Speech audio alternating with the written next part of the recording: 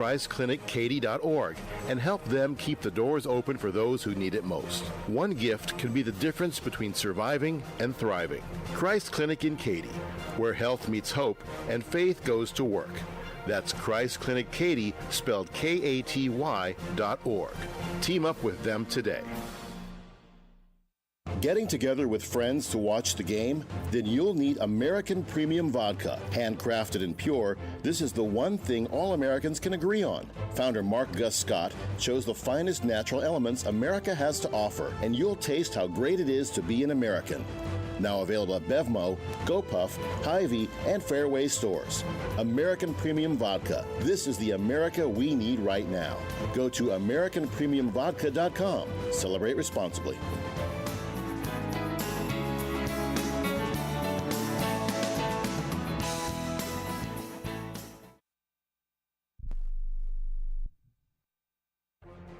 Every champion has a team behind them, and for thousands of families without insurance, Christ Clinic is that team. At Christ Clinic in Katy, Texas, they provide high-quality, faith-based health care to people who can't afford it, because everyone deserves a shot at health, no matter their income or insurance status. Their doctors, volunteers, their mission, rooted in compassion, their impact, over 10,000 patient visits every year and growing. But they can't do it without help from fans like you. If you ever cheered for a comeback story, this is your chance to be a part of one. Donate today at ChristClinicKaty.org and help them keep the doors open for those who need it most. One gift can be the difference between surviving and thriving. Christ Clinic in Katy, where health meets hope and faith goes to work. That's Christ Clinic Katy, spelled Katy.org. Team up with them today.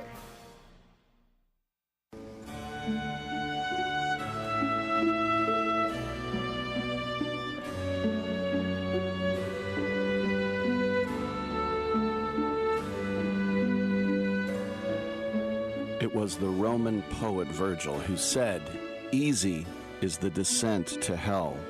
All night long, all day, the doors of dark Hades stand open. But to retrace the path, to come out again to the sweet air of heaven, there is the task, there is the burden. If I cannot move heaven, I will raise hell." We'll talk about that later, but now it's time for Rick Tittle and Titillating Sports on Sports Byline USA. All right, thank you so much, and welcome back to another live edition of Titillating Sports. That would be me, Rick Tittle. For the next 3 hours on the mic, and we'll start off with some open lines for the first couple segments. That means you get to decide what we talk about: football, basketball, baseball, hockey, soccer, golf, tennis, auto racing, boxing, Olympics, quidditch, rollerball, chess, checkers, cricket, that type of stuff. We'll do it together at the toll-free line. Don't be shy. Call it up. 1-800-878. Not just 1-800-878. 1-800-878-7529. Come on in. Let's give them something to hurt around. Let's do it. 1-800-878-7529. I do have some guests Tuesday, so at 9:40 we will check in with Karen. She has a guest, David Sandy, Director of Aerospace Corporation UK. Ooh, that sounds pretty cool. Also, in the second hour, I will have Patrick Bristow. You might not know the name. You'll know the face. He's absolutely hilarious. He's been on Seinfeld, Showgirls. He's here at Sketchfest in San Francisco. Composer, producer Lucas Cantor Santiago will be talking about the impact AI is having on the music industry. Titillating musical AI. At 10:40, we will have NCAA champion and WNBA Rookie of the Year from a couple years ago, Aliyah Boston, who's back on the show. We had her when she was in college. And in the third hour, we just open lines all the way. JD Sharp may or may not drop by from Pro Wagering. Y'all's and your calls. Come on in. Tune in app, iHeartRadio app, Stitcher app, Twitch.tv. If you wonder why the Twitch TV camera is not centered, I have put it to the side so it'll fit on YouTube TV, which is narrow and weird, like my political thinking. At Rick Tittle's Twitter. Come on back. Keep listening for details on how to get up to $300 airline credit. Sky Holiday introduces a one-of-a-kind air credit program. Our buying team got a little too aggressive in getting hotel and air deals, so now we have to liquidate our price.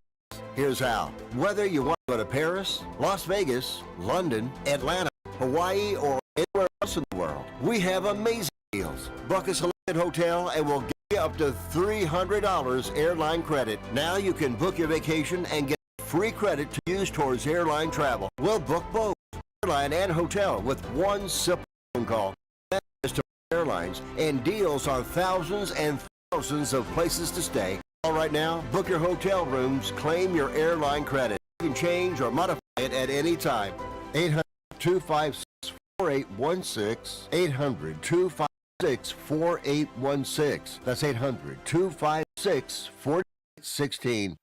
Life insurance is one of those things that just about everybody needs, but few people actually have. Hey, if you die unexpectedly without life insurance, guess what? You'll leave your family with even a bigger mess. Life insurance will help replace your family's income. It'll help cover burial expenses. Life insurance can even help pay off debt like credit cards and medical bills. Life insurance can even pay for college. And if you own a business and you die, life insurance can help your business from collapsing. It can even help cover estate taxes. Life insurance has never been more affordable and needed. Plus, you can always shop around even if you have a plan and save some money. So call the Life Insurance Quote Line right now for free pricing information. 800-915-9654. 800-915-9654.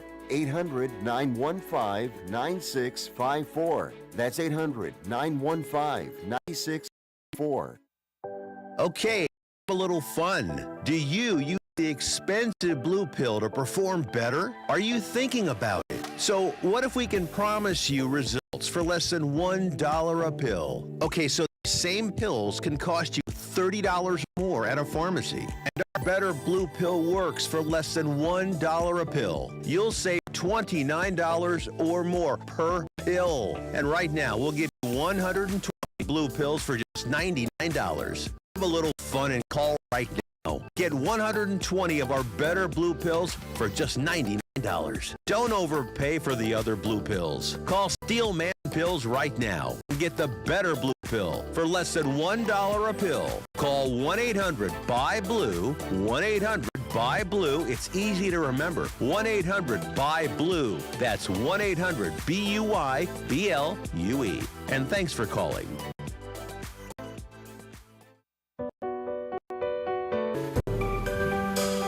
Titillating Sports with Rick Tittle.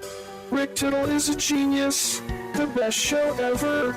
He's so wonderful, genius, the best show ever. He's so wonderful. Titillating Sports with Rick Tittle. Rick Tittle he's so handsome, he's a genius. You're now listening to the Rick Tittle Show. Good for you.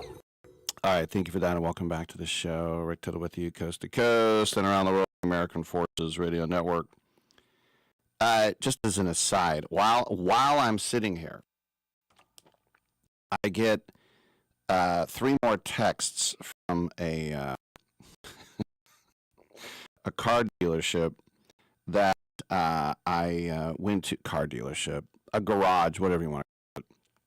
What happened was my old ass hoopty broke its axle on Saturday. I was on the way to this place called Rio Linda, where my brother lives in Squaller. No cap, it's just true. I was picking him up to take him to my nephew to my cousin's house, who lives in Blackhawk. There's a disparity for you. And right when I got off the freeway, bonk, axle broke. And that's when I'm standing by the side of the road, and I thought, maybe I should have gone to Baltimore. Dominic, it's funny because when I got in the tow truck, it was noon, and I thought, they're kicking off right now. Anyway, I shut AAA. Guess how long it took the tow truck to get to me? 6 minutes. Yeah. I thought the record was 2 hours. So 6 minutes, and then I just clicked whatever the closest place was, and they go, here's a million things wrong with the car. The axles would be $615. You can do it in an hour and a half. I was like, wow. So there's another kick to my taint, $615, but I just brought it up because they said, make sure to review me. I'm like, okay, make sure to review us. Emails, hey, review us. And then I got a text last night, a call from the 916. Let it go. Hey, it's us over here, blah, blah, blah. Give us a review. And I just got 3 texts, and I had said, stop to opt out, stop to opt out, stop to opt out. Everyone, not just them, everyone wants a review because that's what drives business now, are reviews. If you beg me for a review that much, even if I liked your service, I'll trash you. You want a review? You want a review? It's like, come on, punch me in the face. Please, punch me in the face. I don't want to. Please. All right, I'll stop. 1-800-878-PLAY. The Steelers beat the Dolphins last night. And it's interesting because when I was a kid and even into adulthood, Raiders were the kings of Monday Night Football. They just had this thing. And that was the only time you had a primetime game for decades. None of this Sunday night, Thursday night, all this other crap. And so they had this amazing record. I remember they were like 12-1. And it's like, you don't want to play Oakland. You want to play Oakland on Monday Night Football. And then ever since the Raiders, whenever they're on primetime, they're like 1-40 or something. It's just the worst. But I didn't realize. Dominic, let me ask you this. Dominic Jimenez, of course, back from Baltimore, where he was a credit to the network, did a great job. How many consecutive home Monday Night Football victories have the Steelers had? It's not fair, Rick, because I saw the same thing, and I was going to ask you, when was the last time the Steelers lost a Monday night home game? The correct answer is 23 straight. Yes, going back to 1970. It's crazy. And then if you want to talk about Miami on the other side, who lost, if you include playoffs, they've lost 14 straight games on a field that was under 40 degrees. So these warm weather kids. That's the thing. It's like they go, oh, you know, Max Crosby lives in the desert. Max Crosby's from Michigan. You think he doesn't know what a freezing winter is like? Yeah. So, Dominic, since I have you on the horn, you asked me yesterday how many years since a playoffs without Peyton Manning, Tom Brady, or Patrick Mahomes, and it's 27 years. I'm going to name, now it's too hard to say who were all those playoff quarterbacks. I'm going to name the team, and you can tell me the quarterback. So the playoffs in 1998, Broncos quarterback. John Elway. Packers quarterback. Favre. Niners. Steve Young still. Dolphins. Dan Marino. Patriots. Bledsoe. All right. Those are the easy ones. Now I'll get a little bit harder. For a guy your age, anyway. Vikings. Was that still Randall Cunningham? Very good. Chiefs. Was it Trent Green? No, good guess. A little before him. Okay, so a little bit before him. I'll give Was you Montana still around? No, I'll give you a hint. He gone. I don't know. Elvis Gerbach. When he left the team, Willie Brown said, I got rid of Elvis. He gone. I'm Did like, not know that. Yeah, Mayor, you did it. Steelers. Was it Cordell Stewart? Very good guess. By the way, we're going to do this for 3 hours. Jags. Mark Brunell? Yes. Buccaneers. One of the Greasies? No. Wasn't Brad Johnson yet, was it? Nope. It's a kid from our home state here. I don't know. Dilfer. Giants. See, like all these other ones, at least I have right era quarterbacks. I have no idea. It's Sims? No, I would get Kerry Collins, and that was wrong. I'll give you a hint. He was on my show a couple weeks ago. Does that Much help? like you, Rick. I just the amount of guests they go in, and then in like 3 days later, I forgot. Danny Cannell. Oh, that was on a Friday. I wasn't here. Oh, well, there you go. And then last one, Lions.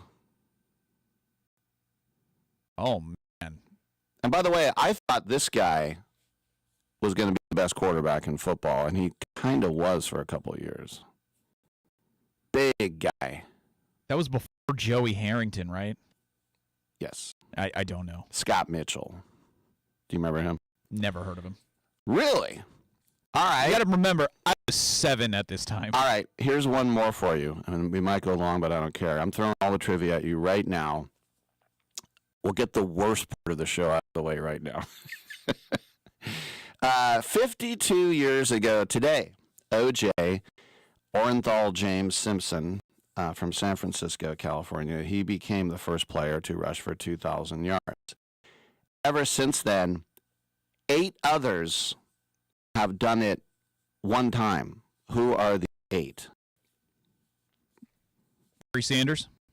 Very good. Chris Johnson. Yes. Derrick Henry. Yes. Very good. Did Sean Alexander do it his MVP season? He did not. Good guess. I don't think LaDainian Tomlinson ever got to 2,000. He did not. I'm sure there's a bunch of guys closer to when O.J. did it that I'm not thinking of. Who's the all-time record holder for most yards in a season? Before you were born. It's not Jim Brown. It's when I was in college. Oh my God, Walter Payton. No. I don't know. Eric Dickerson. You know Eric Dickerson? Eric Dickerson, jeez. Do you want to give you the rest? Did Adrian Peterson do it? Yes, he did. AP. Very good. All right, there I think I tap. All right, there's 3 more. One I think you should have got. The other 2, Jamal Lewis did it. That was a long time ago, as was Terrell Davis, did a long time ago. But Saquon did it last year. That's the one I thought. Totally forgot he did. Yeah, Saquon got 2,005 yards. All right, we have 2 hours and 39 minutes of more trivia. Come on back on Sports Byline.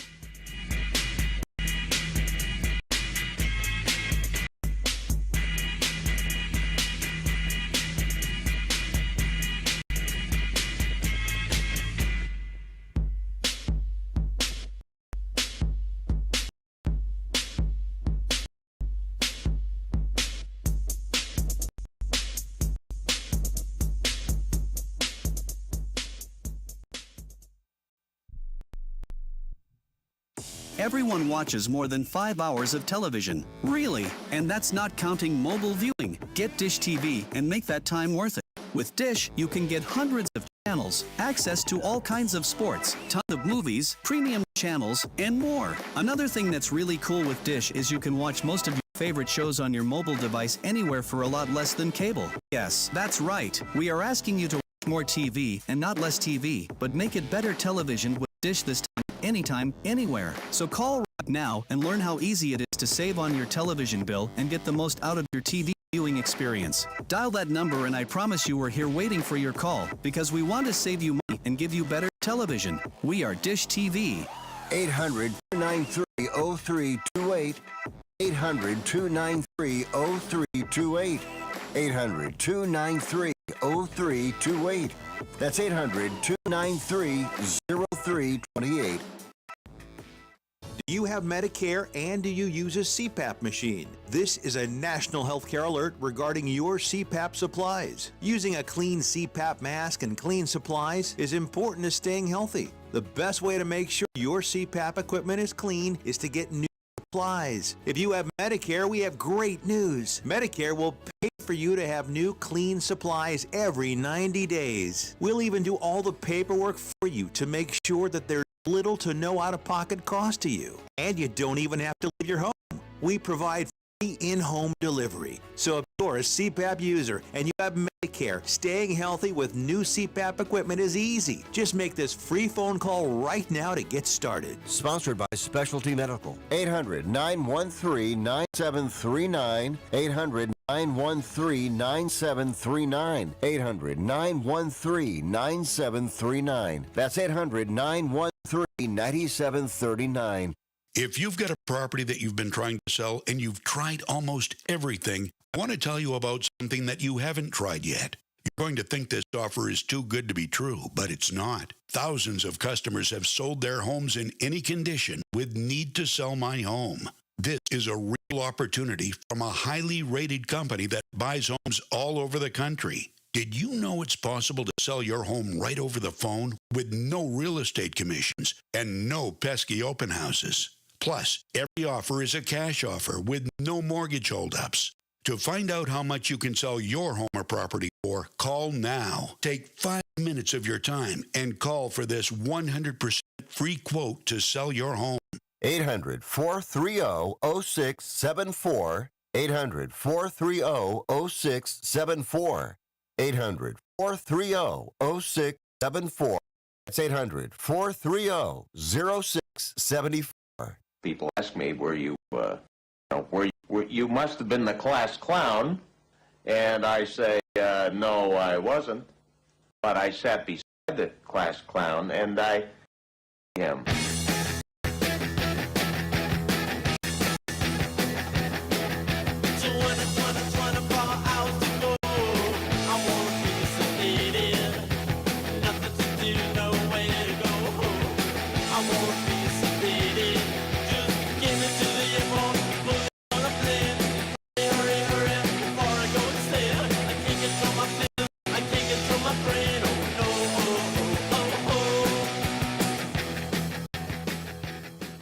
Rick Tittle once threw a tennis ball at a donkey.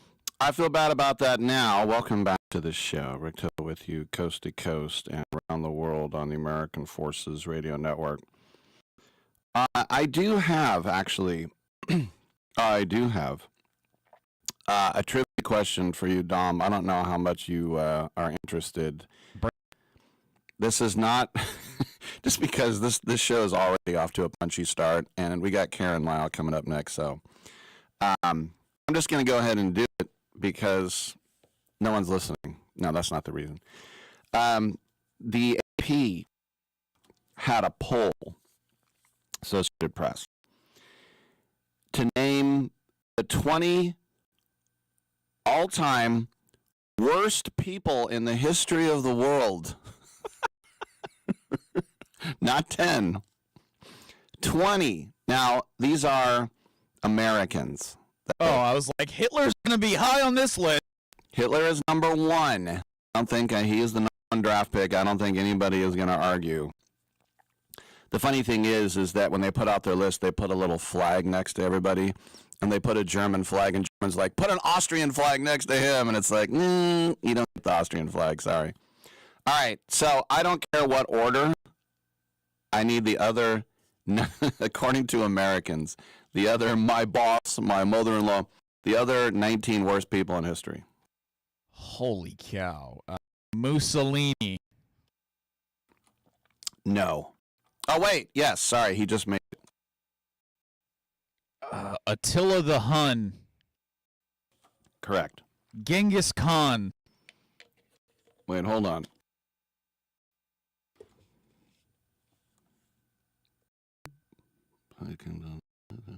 Actually, no, neither of those made the list. Wow. Napoleon. No. Right now, you're over. No, I got Mussolini. Oh, sorry. And the layup that was Hitler. Okay. Benedict Arnold. That's not a bad guess, actually. Maybe biggest traitor in history, but no. This is going swimmingly. Saddam Hussein. Yes. Osama bin Laden. Yes. Got to hit the triggers for the Americans voting. Yeah. I'll tap there. I got 5. I'm okay with it. Really? All right. Oh, one more. Sun Tzu. No. Any of the Kim Jong. Yes. Which one made it? Kim Jong-il and Kim Il-sung made it. Okay, there I'll tap. That's Charlie. I almost got Charlie half. texted me. I can live with that. Charlie texted me. He said, "Obviously Trump." I didn't know what subsection of America voting. No, it's not. He just said. Oh, okay. No, Trump is not on the list. If Trump was making the list, it would be Kamala Harris, Abraham Lincoln, George Washington, all the people who are away, Joe Biden. Oh, were any of the political assassins on there? Really quick. John Wilkes Booth or somebody like that? No, Darren said Charles Manson. He's correct. McVeigh? Not Timothy McVeigh. Good guess. First, I thought McVeigh. What did he do? He beat the Niners in the championship, Rick. Spelled differently, but yeah, it sounds the same. A homonym, or as Trump would say, a homonym. All right.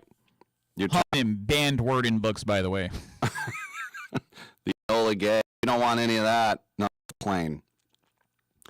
Black licorice. No DEI. No, it's candy. So you're out? Yeah, unless like Jeffrey Dahmer make it. Jeffrey Dahmer did make it. Wow. Okay. Manson. Now Aaron just said that. Oh, okay. Yeah. Now I'll tap. Now I'm firmly at like 10. I'm okay. There's 2 other serial killers. Zodiac killer? No. We don't know his identity, but yes, he's not on. Jack the Ripper? No. Okay, yeah, I legit don't know. John Wayne Gacy, Bundy. Okay. Made the list.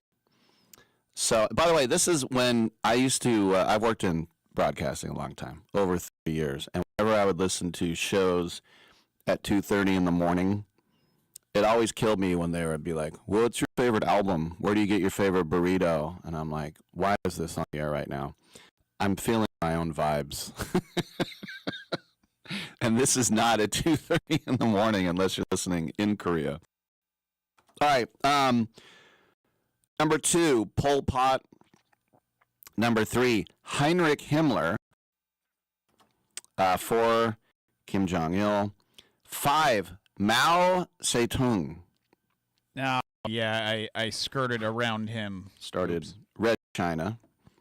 When my dad was in the Navy, he met Chiang Kai-shek in Formosa, as they called it at the time. Kim Il-sung. Number 7, Idi Amin. When I was a kid, he was like the worst person. Joseph Mengele. Demetsker Leon, the butcher of he would do all the experiments. He was one of the guys that did all the experiments. Charlie's chimed in with Putin. He's not on the list. So let's see. 8, the Bay Area's own Jim Jones. This is why I don't say drink the Kool-Aid, because I remember that time, and it made me sick, and I don't think people even know what that means anymore. And it wasn't even Kool-Aid. It was like the knock. When you're buying knock Kool-Aid, you know you're broke. Your cult is thriving. So let's see. Mengele Jones, Ted Bundy made the top 10. Then Osama bin Laden. Oh, I'm sorry, Kim Jong-un. 3 Kims made it. 13, Joseph Goebbels, the propaganda guy. Mussolini. 15, Dahmer. 16, Saddam Hussein. If you want to talk about bulk numbers of murders, number 17, Joseph Stalin. Yeah. I only named 2/3 of the guys from that war. John Wayne Gacy, the clown, pedo, serial killer. All 3 of those are bad. Charles Manson, and then number 20, because I'm thinking, well, you know, Americans, they're naming serial killers. All right, they're naming North Korean leaders. They don't know anything about them. I include, you know, as most Americans. Give them credit for Pol Pot, for Khmer Rouge, and all that. But then number 20 erases all the credit I've given my fellow Americans. Number 20, Dracula. Vlad III, Vlad the Impaler. Sure. If you allow me, Rick, let's bring this. I have a trivia question for you, and let's bring it back to the sporting world. No more awful people. Please. Between the NFL and the MLB, there are only 2 teams whose logos face to the left, one in each league. Can you name the NFL and the MLB team whose logo faces to the left? The Blue Jays. The Blue Jays is correct, or are correct. And then there's an NFL team. One NFL team.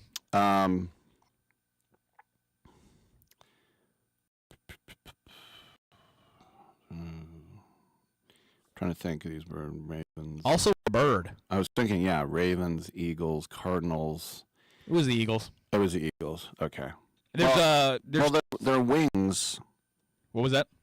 Their wings go back. So the that eagle is technically just the head. But the Eagles' helmet are wings. Okay, well, I guess it's like the primary team logo then. Okay. Got it. Yeah, Blue Jays got that right away. Pretty smart. 1-800-878-PLAY as we're going through some kind of hilarious, goofy trivia questions. I'll just give a quick shout out from the sporting world. I saw today that Mike White passed away. Mike White was the head coach at Cal when I was a kid with Joe Roth when he died, with Steve Bartkowski, who became the #1 overall pick, and his roommate Lee Steinberg, who was going to law school. He became his agent. Won the Pac-8, did not go to the Rose Bowl. He was a great athlete when he was at Cal. He coached with the Niners. He was with Dick Vermeil's staff when they had the 99 Super Bowl season as well. But the thing that I probably most remember Mike White now is that he was the Raiders head coach when they came back to Oakland in 1995. And I remember when Al Davis announced it was Mike White, to me he seemed like a fossil, not Jim Fossil, but like an old, I'm like, why would you get Mike White? And then the Raiders got off to a great start. Napoleon Kaufman as their first pick, and then it all went pear-shaped. But anyway, Mike White was 89 years old and Bay Area football legend. If you think about Cal, Stanford, Niners, Raiders, he basically coached everywhere. All right, I'm Rick Tittle. We'll take a quick break. Come on back with Karen Lyle.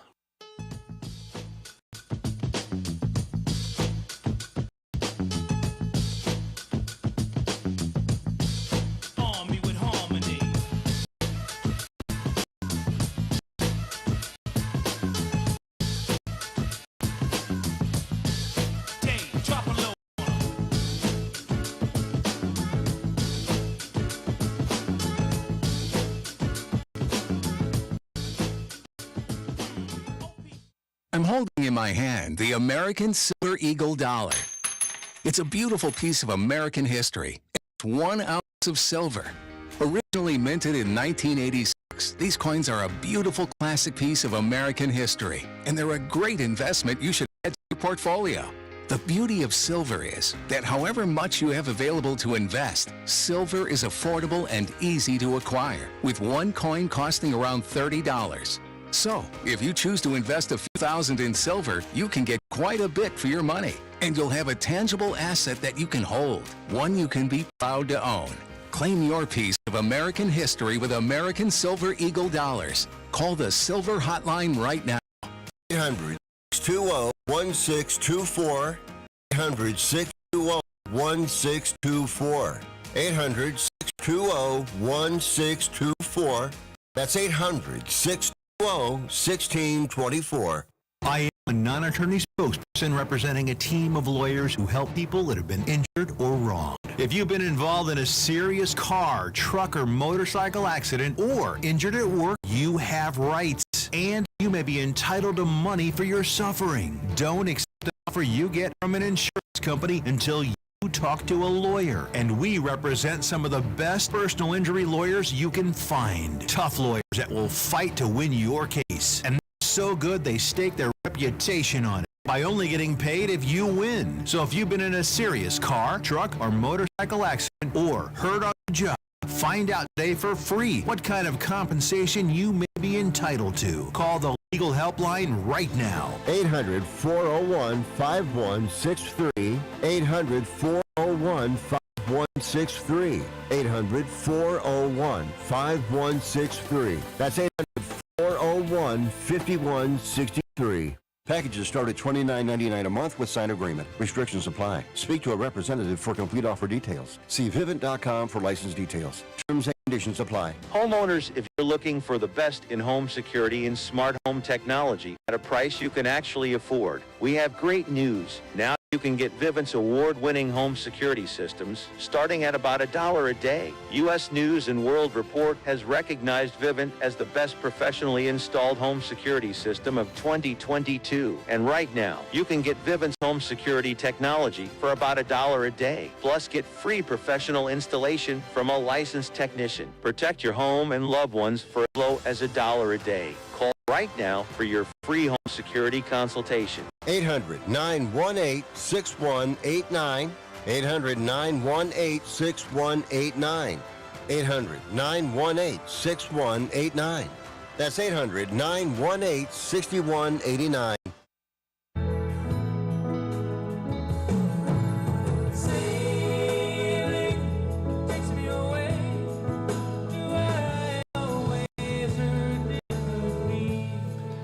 Thank you for that, and welcome back to the show. Tittle with you coast to coast and around the world on the American Forces Radio Network. 9 Pacific time on Tuesdays, we check in with our friends at salesporttalk.com. And as per usual, co-hosting the segment with me is our friend Karen Lyle. How you doing, Karen? I'm doing fantastic, Rick. It's so good to talk to you again this week, as we do every week. We also have a guest. Very pleased to welcome David Sandy, Managing Director of the Aerospace Corporation UK, after a long career in the Royal Navy as well. David, welcome to the show, and tell us, and Karen have collaborated on a sort of new mission, haven't you? Yes. Hello, everybody. It's a pleasure to be here, and thanks so much for having me on, Karen, Rick. I have been doing research, and I believe that you're quite the dream team when it comes to online broadcasting. So I'm very pleased to join you two legends today. And yes, Rick, you're dead right. Karen and I have been in cahoots, as we say across here, talking to members of the UK space fraternity and, importantly, the UK government on where we might be able to collaborate over the next, 3 or 4 months. Well, and I would like to say that Dave, it's just such a pleasure to convert our rugby game experience into something institutional, because we met at the In-N-Out Navy and Military Club right after the Army-Navy rugby game, and of course you remember who won, right? Definitely, and I believe that the US have replicated that fine win this past weekend with a US Navy win over the Army.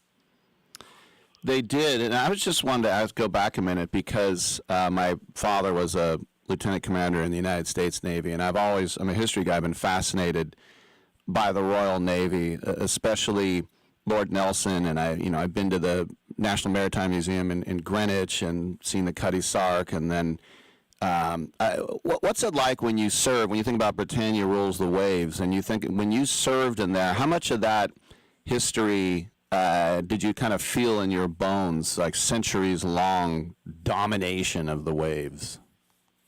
It's a great question, Rick, and I've got a great answer. So, I didn't have a maritime history in my family. I was the first, and I wasn't the last. My brother joined me in the Navy a few years after I joined. But there's something that resonates with being an island nation, with the significance of, the maritime history that we've had and will always have. So in answer to your question, it's everywhere. You breathe it, you feel it. It kind of follows you down Whitehall when you're in London. I've also been to Greenwich. I've also been Britannia Naval College.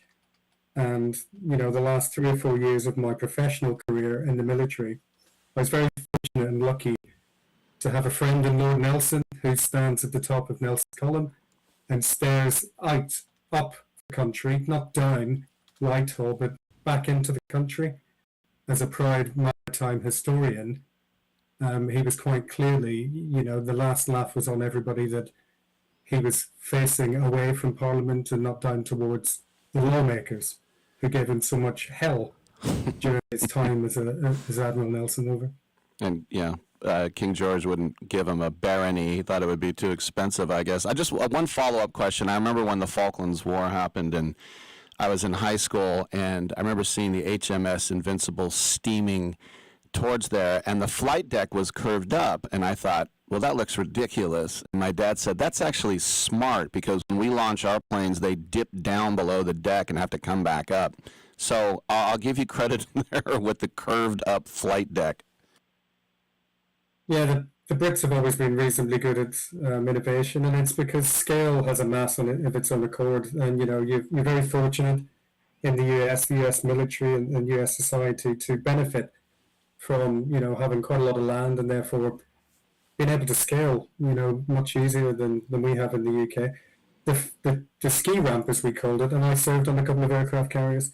The ski ramp was designed so that we wouldn't have to have very expensive jets. They were much more modest jets, which meant that they didn't go as fast on takeoff. Therefore, you needed to give them a helping hand. And the ski ramp was something that was designed for the Harrier, which became a great platform for the and definitely earned its spurs during the Falklands War. Well, you Harry a jump jet too, and I guess someone told me that it uses up half of its fuel jumping straight up, so they try to avoid that, right? Yeah, and if you speak to professionals, and I've got a couple of people that still fondly remember piloting them, the landing was a controlled crash, which is essentially hover above the deck until you almost run out of fuel and then try and land it without bouncing too hard. All right, Karen, enough VTOL questions. Go ahead. I indulged you a little bit, Rick, here, because I know that you're just such a history buff. I didn't want to break the spell. Thank you. But Dave, you and I know each other as friends first. We've known each other for a couple of years. I didn't know about your involvement with Aerospace Corporation UK really until this last month when I was in London for a month. What took you from the Navy to space? It wasn't a massive leap. Pardon the pun. You can never get away from it when you're in space. And if I say fundamental more than once, someone shoot me, please. So I was the first chief of staff in the UK Space Directorate in the Ministry of Defence, sort of pre-COVID and post-review in sort of 2018 across defence, and realised that we were missing one of the domains, not deliberately. We were doing this, but we hadn't made it so overt and so openly public. It was kind of being done behind closed doors, and therefore we were missing influence with allies, partners, industry. It was a little bit difficult to be able to put a space badge on things, and therefore across the other domains for purposeful money to be able to do big impactful stuff. So a couple of people got together in defence and decided we needed some sort of joint unit, and I was very fortunate to be in between jobs and a bit of a problem solver, so I came into space that way. Now that was back in sort of 2018. Since then, I kind of hung around, did a little bit of enablement stuff. I think you know me now, you know me, it might feel like a short time, but we're very good friends, Karen, and I'm a problem solver. So space needed some problem solving. I was around, I got into it. Then I put it on the back burner and went and did some maritime stuff. And when I was leaving the Ministry of Defence, an opportunity to talk with aerospace and help them solve some of their problems came up. So we had a good conversation, and the rest, as you say, is history. When I think about, you're talking about the MOD, and is everything still handled in Whitehall, or is that more ceremonial now? So it's a bit of both. It's obviously a landmark that is, quite spectacular. If you've been in and around Whitehall, you can see the history, and you can see the heritage of how we, maintain sovereign ownership of, delicate situations around the world. But the fighting arms themselves are referenced in the building, but mainly their staff are out. The Navy have got a home in Portsmouth and Plymouth. The nuclear arm of our fighting services are up in Scotland and down in Plymouth. The Army are, all over the place, really, and so are the RAF. They're quite dispersed. But their chiefs have got a seat on the 5th floor, one side of which, faces Whitehall and is where the military staff sit. The other side faces away from Whitehall is where the politicians sit. So it's run as a secretary of Defense, a Secretariat of Defense, and then the fighting arms, Army, Navy, Air Force, and now space. Well, and really the historic square mile too, which is part of the domain that we occupy when we're over there in London, you and I, with the livery companies, 114 livery companies in all of their guild halls, and actually each one that supports some branch of the military and used to be the military because they all had their own military units that defended the city of London back 900 years ago and so forth. Why did you say to me when we were sitting in the brasserie in the In-N-Out Club that we needed a space livery when I was talking about the stationer's company and the livery that I was in? Because that was kind of formative for us. That was the pivotal point where we made a change. Yeah, so we were talking about the sea, the sky, we were talking about them as anchors, how when you look at them, they feel endless, but they also order some thinking. And, I suppose for centuries, they've been navigational guides. And then we got talking about technology, and we spoke about there's a true sense of, vastness in what drives modern professions. We talked a little bit about space operations and AI and digital innovation. And then we realized that, when we talk like this naturally, some people understand it and some people don't. But we very quickly settled on the fact that these new professions don't seem to be championed anywhere. We can see that they sort of overlap in other livery areas and other organizations, but they don't have their own identity. And that was when you and I started talking about how do we place symbolism on some of these new complex digital professions that are going to endure, they're the next iteration of big professions that will endure for the next, 2, 3, 500 years. Karen, we have time for one more question. Go ahead, because I hogged earlier. It's okay. So I'm going to tell you something, Rick. You don't know this about me because we don't have a space livery yet to define my job, but I actually do design and invent governance systems for AI and so forth that go into that are applied to space, which is why Dave and I were talking about this. And Dave, I sent a document to you that was starting from calligraphy in San Francisco when I got back from London. It went under the bay, the same route that Rick takes when he goes to work to the sports byline, and then went by plane to you. And you have it now, this document, which is the instrument of the founding council for the Space and Oceans Unified Sustainability and Systems Ad Hoc Council. How does it feel to have that little document in your hand that's just about to institute something? It's very historic, and thank you for your hard work getting it across to us. So there's an action on us now to our little ad hoc council of half a dozen, a dozen people, figure out what we do, because this is too important. It's so much bigger than you and I, and we really do need to merge the sea, the sky, the digital environment that we live in, and the new professions, because I think people will now begin to trust us as the sponsors of this technology and help guide everybody to what would have been an unseen future, but now I think we're defining it day by day. It's David Sandy, Managing Director of the Aerospace Corporation UK Limited. You can go to aerospace.org for more information. David, thank you so much for your time. We really appreciate it. Thanks, Rick, and thanks, Karen. Delight to see you on the air. All right, Karen, we'll catch up next week. We will do. Thanks, Rick. All right. Always good to talk to you. All right, always. Let's take a quick break, and we will come on back on Sports Byline.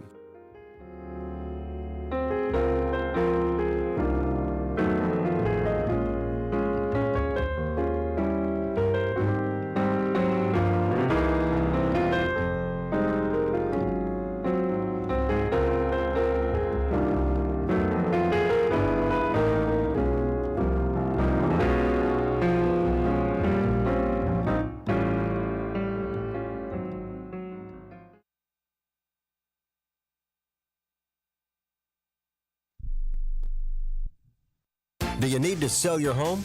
If you've sold a home before, you remember how stressful and expensive it was. Sold.com is here to help you sell your home for the most money and with the least amount of stress. There are new ways to sell your home that you've never heard of before. Did you know there are companies who will offer you cash for your home? Did you know you could trade in your home for a new one? Did you know there are realtors who will sell your home for a flat fee instead of an expensive commission? It's true. Sold.com services are free. So if you're looking to sell, make this free phone call right now and learn how your next home sale can be faster and easier than you ever thought possible. Pick up your cell phone and call right now. 800-251-7816. 800-251-7816. 800-251-7816. That's 800-251-7816. I am an American veteran. I'm proud to have served this country. Helping veterans is something all Americans can participate in, and it's as simple as donating an old car that you have sitting around. When you call the Veteran Car Donation Program, they'll explain how their program works, and then arrange a time they can come and pick up your vehicle for free. Running or not, it doesn't matter. They take cars, trucks, motorcycles, or vans. Show your support by donating your car and get a tax deduction in the process. Call the Veteran Car Donation Program right now. They'll come and pick your car up for free, and you'll get a tax deduction in the process. Call the number we're about to give you right now. Thank you, and God bless America. 800-887-1097. 800-887-1097. 800-887-1097. That's 800-887-1097. Do you want to add a boost to your sex life this weekend? Do you want to make your partner and yourself happy? Then call our special hotline now. We'll sell you those little pills that work below the belt for less than $1 a pill and deliver your package in a few days, just in time for the weekend. Our pill delivers almost the same results as expensive pills for less than $1 a piece, and you don't need a prescription. And ask about their buy 3 get 3 free offer. What are you waiting for?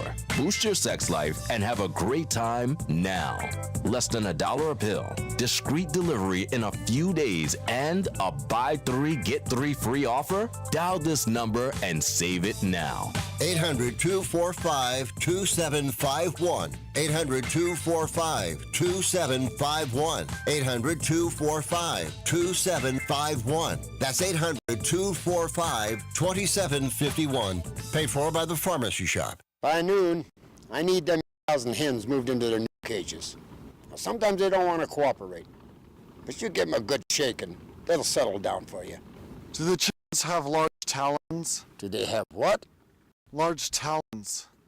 I don't understand the words you just said.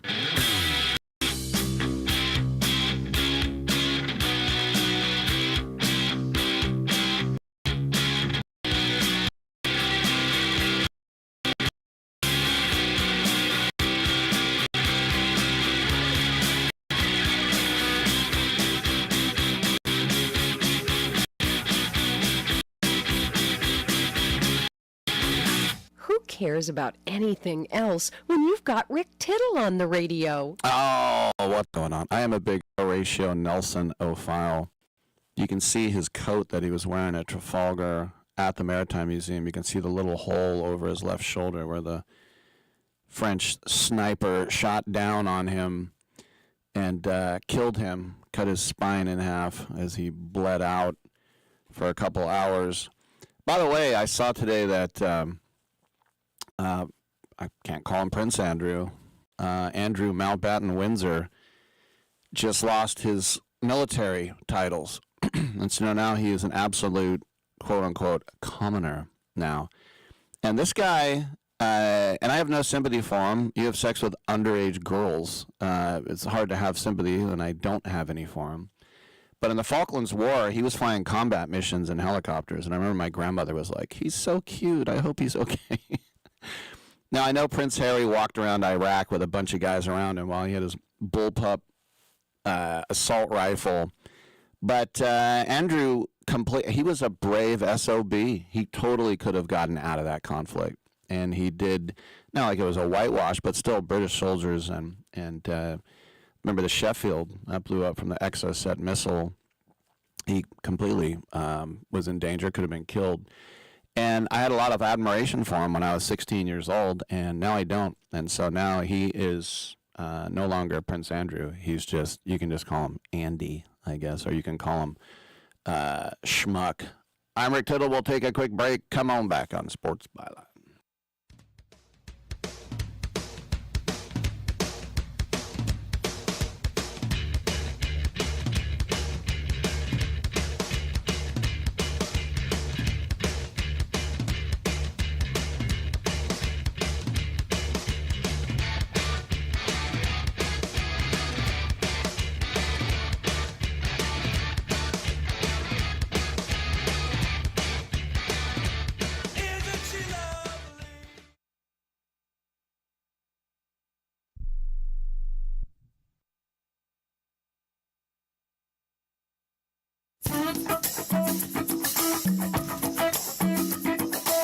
I'm Mike Sempervive with the Sports Byline Broadcasting Network 2-minute warning. And I know you've been wondering, Mike, where you been? Well, I'm not going to hold you. I've just been lazy. Took an extra day off. I apologize. I'll go on a little bit longer today to make up for it. Hopefully hearing the last commentary so many times will keep Mets fans talked off the ledge until free agency is over. We know that's a lie. Those people stay on the ledge, but now that Monday Night Football is over, I'll take a look back at the last few days and give you some of my thoughts. And I'll start with the fallout of head coach Sharon Moore's sad tale at the University of Michigan as rumored names to replace him have begun swirling. Coaches like Jed Fish and Kenny Dillingham might be realistic, but it also feels like Michigan would be interested in talking to plenty of NFL guys, not the least of which would be Baltimore's John Harbaugh, whose time with the Ravens feels like it's running out. 44-year-old grandfather Philip Rivers didn't die on Sunday, playing in the NFL for the first time in 5 years, so that was nice. What wasn't as nice was the collapse of the once promising Colts playoff chances, and it also wasn't nice for Seattle, who looked terrible and now on a short week needs to step up their game or risk getting beaten down further by the Rams. The Chiefs lost in ugly fashion to the Chargers, ending their 10-year playoff run and losing Patrick Mahomes to a torn left ACL, and it's reassessment time in Kansas City.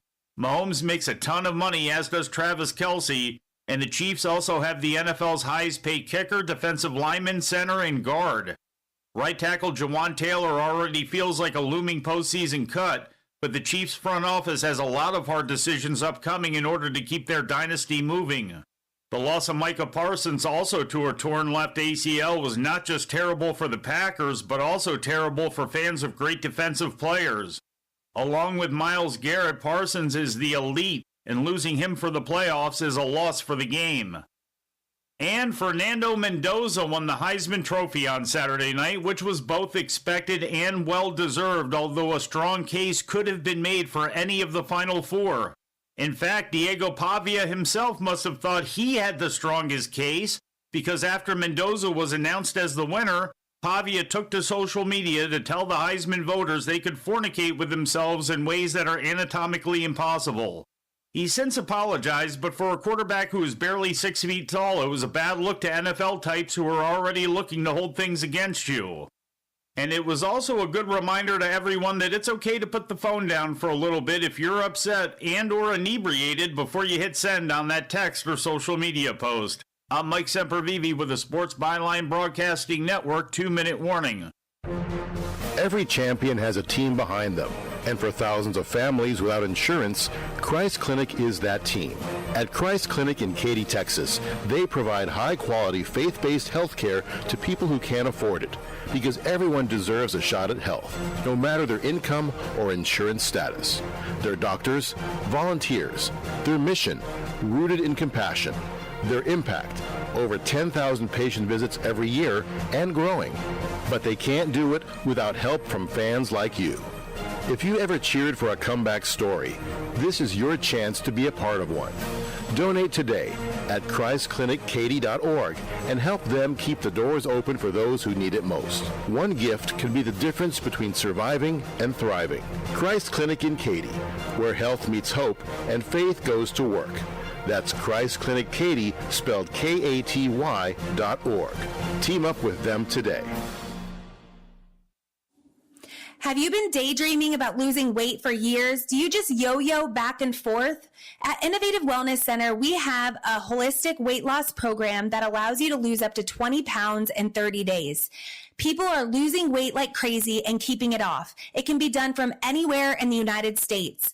Go to our website at www.innovativewellness.center and schedule your complimentary consultation today. Getting together with friends to watch the game? Then you'll need American Premium Vodka. Handcrafted and pure, this is the one thing all Americans can agree on. Founder Mark Gus Scott chose the finest natural elements America has to offer, and you'll taste how great it is to be an American. Now available at Bevmo, GoPuff, Hy-Vee, and Fairway stores. American Premium Vodka. This is the America we need right now. Go to AmericanPremiumVodka.com. Celebrate responsibly.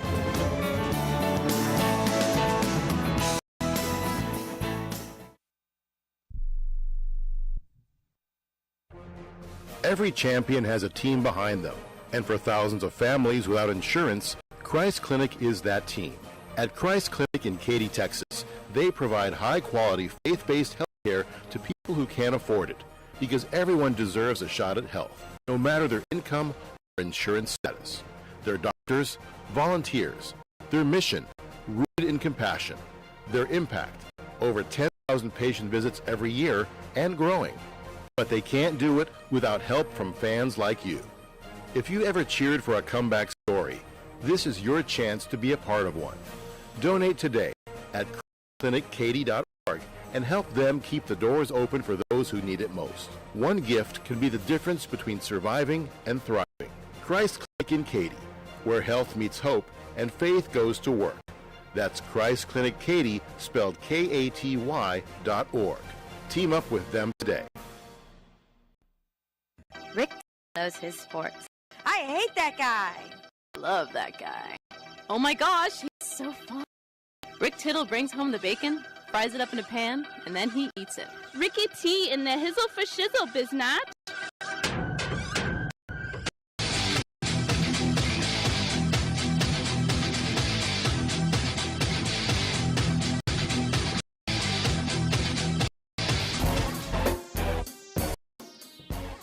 Hey, thanks for that. Welcome back to the show. Rick Tittle with you. I was talking about Army-Navy. That was kind of interesting, the Army-Navy rugby game in England, and our guest, David Sandy, knew that we won the football version here. But I mentioned Blake Horvath, senior quarterback at Navy, beating them 2 years in a row now under the helm, double entendre intended, heading to flight school. And, they always like only 3 hours a year are these guys' enemies. This is the only college football game you will ever see where everyone on the field is willing to die for their fellow American. Well, after the game, Blake Horvath was waving bye-bye at Army. And so some reporters were like, did you go to the post-game press conference and all that, Don? No, we just hung out on the field for a while. Yeah, that's what I did too. I went to one press conference because I was freezing and I wanted to go inside. But I just hung out on the field. Blake Horvath said about Army, quote, they want to talk all their crap during the game and act like they're so tough. Last year, the excuse was they played a conference championship game before us. This year, we'll see what it is. I just think the disrespect we sort of felt, just comments they made, just dumb. They want to talk all that crap during the game, and at the end of the game, it's like, why'd you do this? Why'd you do that? You got it coming. So I'm just saying goodbye to them. I like that. Brian Newberry, the head coach, back-to-back Army-Navy games. And by the way, winning 10 games in a year back-to-back for the first time in the history of the program. He did not say anything about Horvath, like, you really got to mind P's and Q's there. Like, no. I don't mind Horvath, too. I like it. Act like they're all buddy-buddy. You're going to talk a lot of crap and make excuses. Well, guess what? We beat you again, so suck on it. He didn't say so, suck on it. He has a little bit more class than that. upperclassmen, first class midshipmen. Yeah, that's right. 1-800-87-PLAY. Patrick Bristow waiting on the other side, so come on back. Keep listening for details on how to get up to $300 airline credit. Sky Holidays introduces a one-of-a-kind air credit program. Our buying team got a little too aggressive in getting hotel and air deals, so now we have to liquidate our prices. Here's how. Whether you want to go to Paris, Las Vegas, London, Atlanta, Hawaii, or anywhere else in the world, we have amazing deals. Book a selected hotel and we'll give you up to $300 airline credit. Now you can book your vacation and get a free credit to use towards airline travel. We'll book both, airline and hotel, with one simple phone call. We have access to most airlines and deals on thousands and thousands of places to stay. Call right now, book your hotel rooms, claim your airline credit. You can change or modify it at any time. 800-256-4816. 800-256-4816. That's 800-256-4816. Do you have a book? Get it out of your mind and make it a real book with a free guide to book publishing. Trying to publish a book yourself can be complicated. It takes a lot of time. Time that you could spend writing your book or even more books. Do what you do best. We can do the rest. Thousands of authors across the nation have trusted our book publishing service. We have the connections to help you get your book printed, distributed, and sold on Amazon, Apple Books, Barnes & Noble, and bookstores nationwide. We can do it faster than you can on your own. Your free guide to publishing. It's a free phone call. Remember, make this free call right now and learn how to turn your book into something real that people can buy. Get your free writer's guide. Call right now, 800-482-8399, 800-482-8399, 800-482-8399. That's 800-482-8399. It's more than a rebellion. When your teen is slipping into drugs or alcohol, when social media and pornography consume their time and their mind, when depression and even suicidal thoughts cast a shadow over your home, as a parent, you feel powerless. There's hope. At Turnabout Ranch, troubled teens step away from the chaos and into a clarity of nature on a working cattle ranch. Care for horses, learn responsibility, build trust, and rediscover purpose. It isn't theory, it's real work, real therapy, real healing. Families from across the country have found transformation right here, just when they thought hope was gone. If your teen is struggling with addiction, harmful online behaviors, even weight management, call right now and get the help you all need. 800-219-2494, 800-219-2494, 800-219-2494. That's 800-219-2494. Hour 2 of titillating sports. You thought it could be any better, but it's better. Tittle is back. He's so great. I can't believe how awesome he is. More sports talk, yes. Couldn't get any better, but it's better. Rick Tittle is back. He's so great. I can't believe how awesome he is. More sports talk, yes. Hour 2 of titillating sports. Hey, check out Channel 9.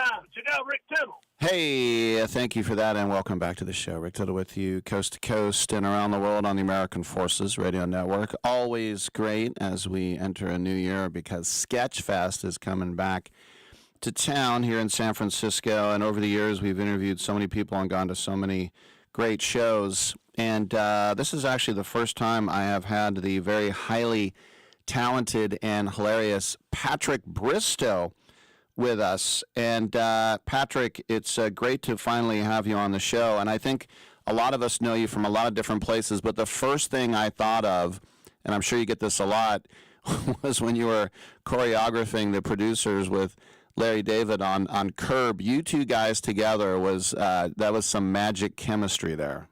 Oh my God, it was so much fun. I loved working with Larry. That was a really fun bit to do. Yeah. And did you know him from Seinfeld before that? Kind of tangentially. I mean, he was there on the set when I did a guest star years before on Seinfeld as the wig master. But we didn't really have any interactions then. And but we had a lot of interactions when I was doing Curb, those 3 episodes. And yeah, I found him to be a blast. He's very direct, but he's really nice. He just doesn't filter, you know. And I really like that. All right, let's talk about your show you'll be doing, Puppet Up. Could you tell us that, please? Well, Puppet Up Uncensored is the brainchild, love child of Brian Henson, Jim Henson's son, and myself, where we took the improv classes that I was doing with the puppeteers at the Henson studio and kind of did a public performance of it, just, you know, for fun, and then it evolved into this show over years. And we've been doing it now 20 years all over the world, and it's a lot of improv. It's classic Henson routines from like back in the early days that we've brought back. There's some audience participation. There's music. So it's kind of a variety show with those great Henson puppets, and then being operated by improvisers who can puppeteer, which is a rare breed. And you know, stuff based off the audience suggestions. So it's adult, you know, that's why we say uncensored. We don't go for the smut, but occasionally, you know, the humor will get dark. Is that the kind of show where you wring your hands and get nervous about, or you think, oh, this is on rails, this is going to be amazing? Are you talking about the audience or the performer's perspective? I guess for you personally. Okay, for me, I have such faith in the show's structure and formula, but mostly the cast, because we have rotating about 26 cast members that we can pull from, but we only use 6 or 7 at a time. And they're all really, really good improvisers. They're really keyed into the kind of more twisted side of Jim Henson's sense of humor, and they've got a more modern sense of comedy. So I'm afraid of that. But I do, after all these years, and I mean, I've been doing this a long time, right before I made my entrance on stage, I always have a in my stomach that goes like, you know what, I could probably make it to Mexico before they could catch me. Well, how do you find, you know, first of all, our city, San Francisco, but then in this time, because I'm sure a lot of creative people, and I'm sure also a lot of your friends as well. Yeah, you know, it's and including our cast. Some of our cast were, you know, Bay Area actors at points back in, you know, the day in the 80s and 90s.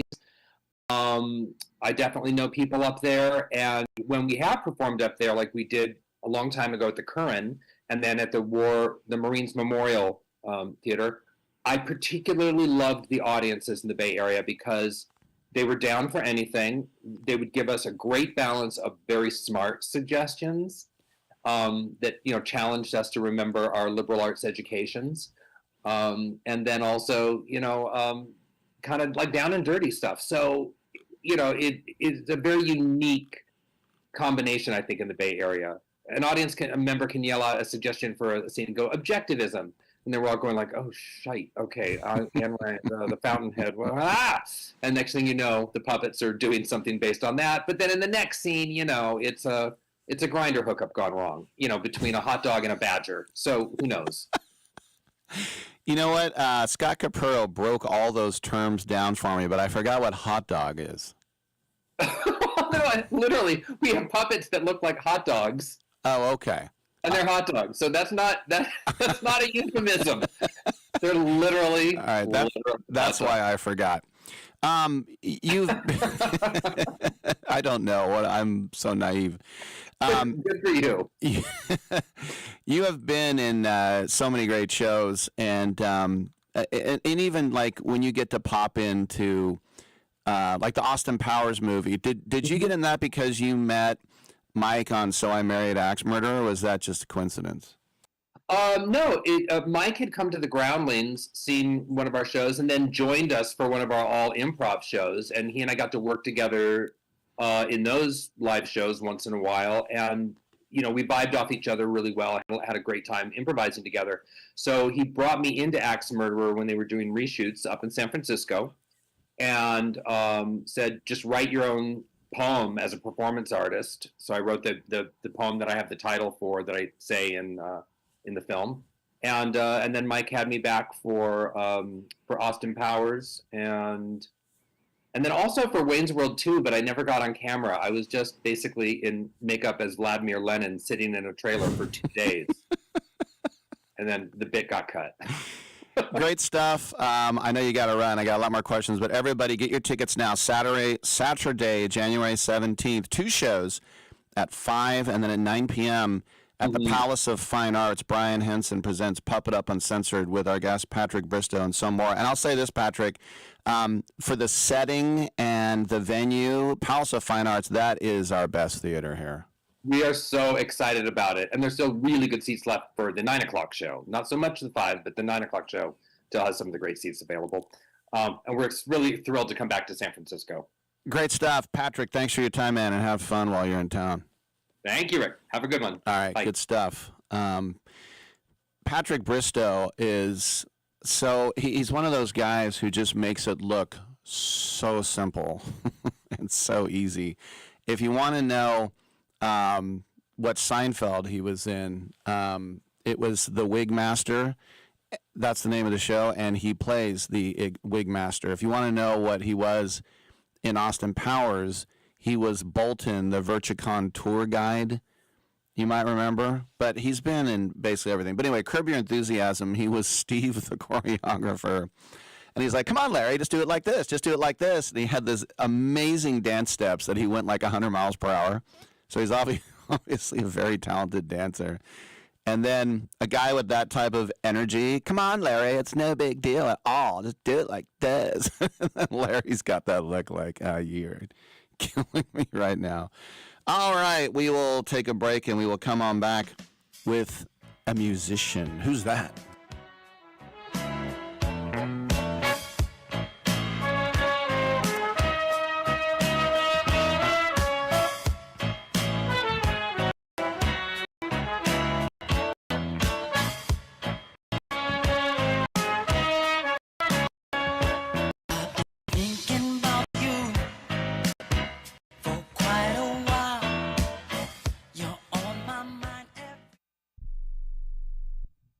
I've got a question for you. Do you want a lower car payment just by making a phone call? You know, most people buy a car and they pay whatever the car dealer says their interest rate is. And they forget about it and make payments. But did you know there is a secret in your contract that allows another company to refinance any car payment to try and lower it? It's true. There is indeed a company out there that knows the ins and, more importantly, the outs on car loans. And they know how to lower your current car payments. It's easy and fast, and you could have a lower car payment next month. Make this free call right now and find out if you could lower your existing car payment. Call the Car Savings Hotline right now. The call is free. Call now. 800-605-1680.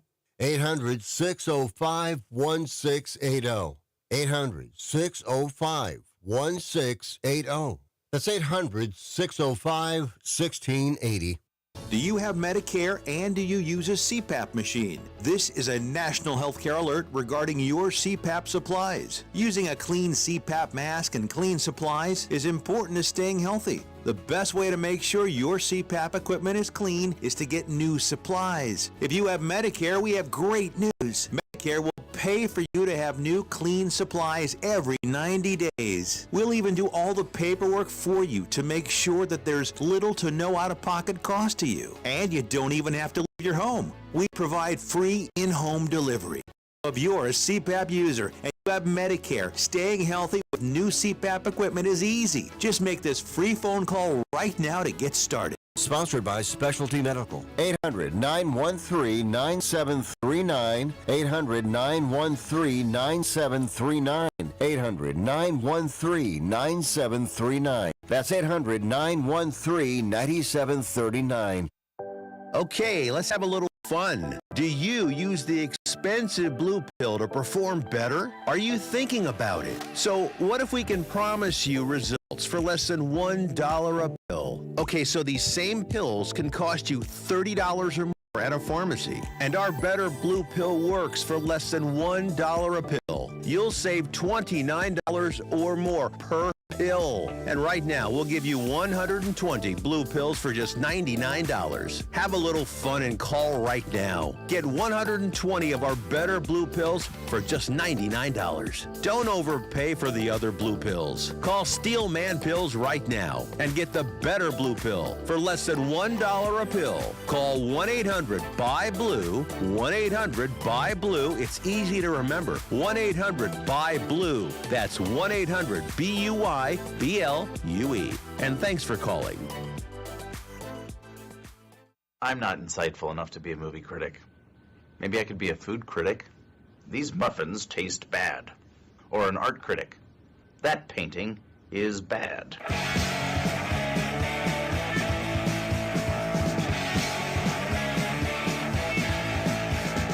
Why can't you say you talk to me? You're already thinking about someone else. When it comes home, your bed is on and I'll be gone. But I know my day will come. I know someday I'll be the only one. So now you wait for a spark. I'm so disgusted by Rick Tittle that I find him very intoxicating. Thank you for that, and welcome back to the show. Rick Tittle with you, nationally syndicated out of San Francisco and around the world on the American Forces Radio Network. It's our pleasure now to be joined by a very talented man by the name of Lucas Cantor Santiago. He's a composer, producer, plays a lot of instruments. He's also an author of a brand new book called Unfinished, The Role of the Artist in the Age of Artificial Intelligence. And this is brand new this week from Backbeat Publishing. First of all, Lucas, welcome to the show. With a name like Lucas Cantor Santiago, you were never going to be a toll booth operator. That's just too grand a name, right? I appreciate it. So my full name is Lucas David Cantor Santiago. I go by Lucas Cantor among my friends. You're shortchanging us.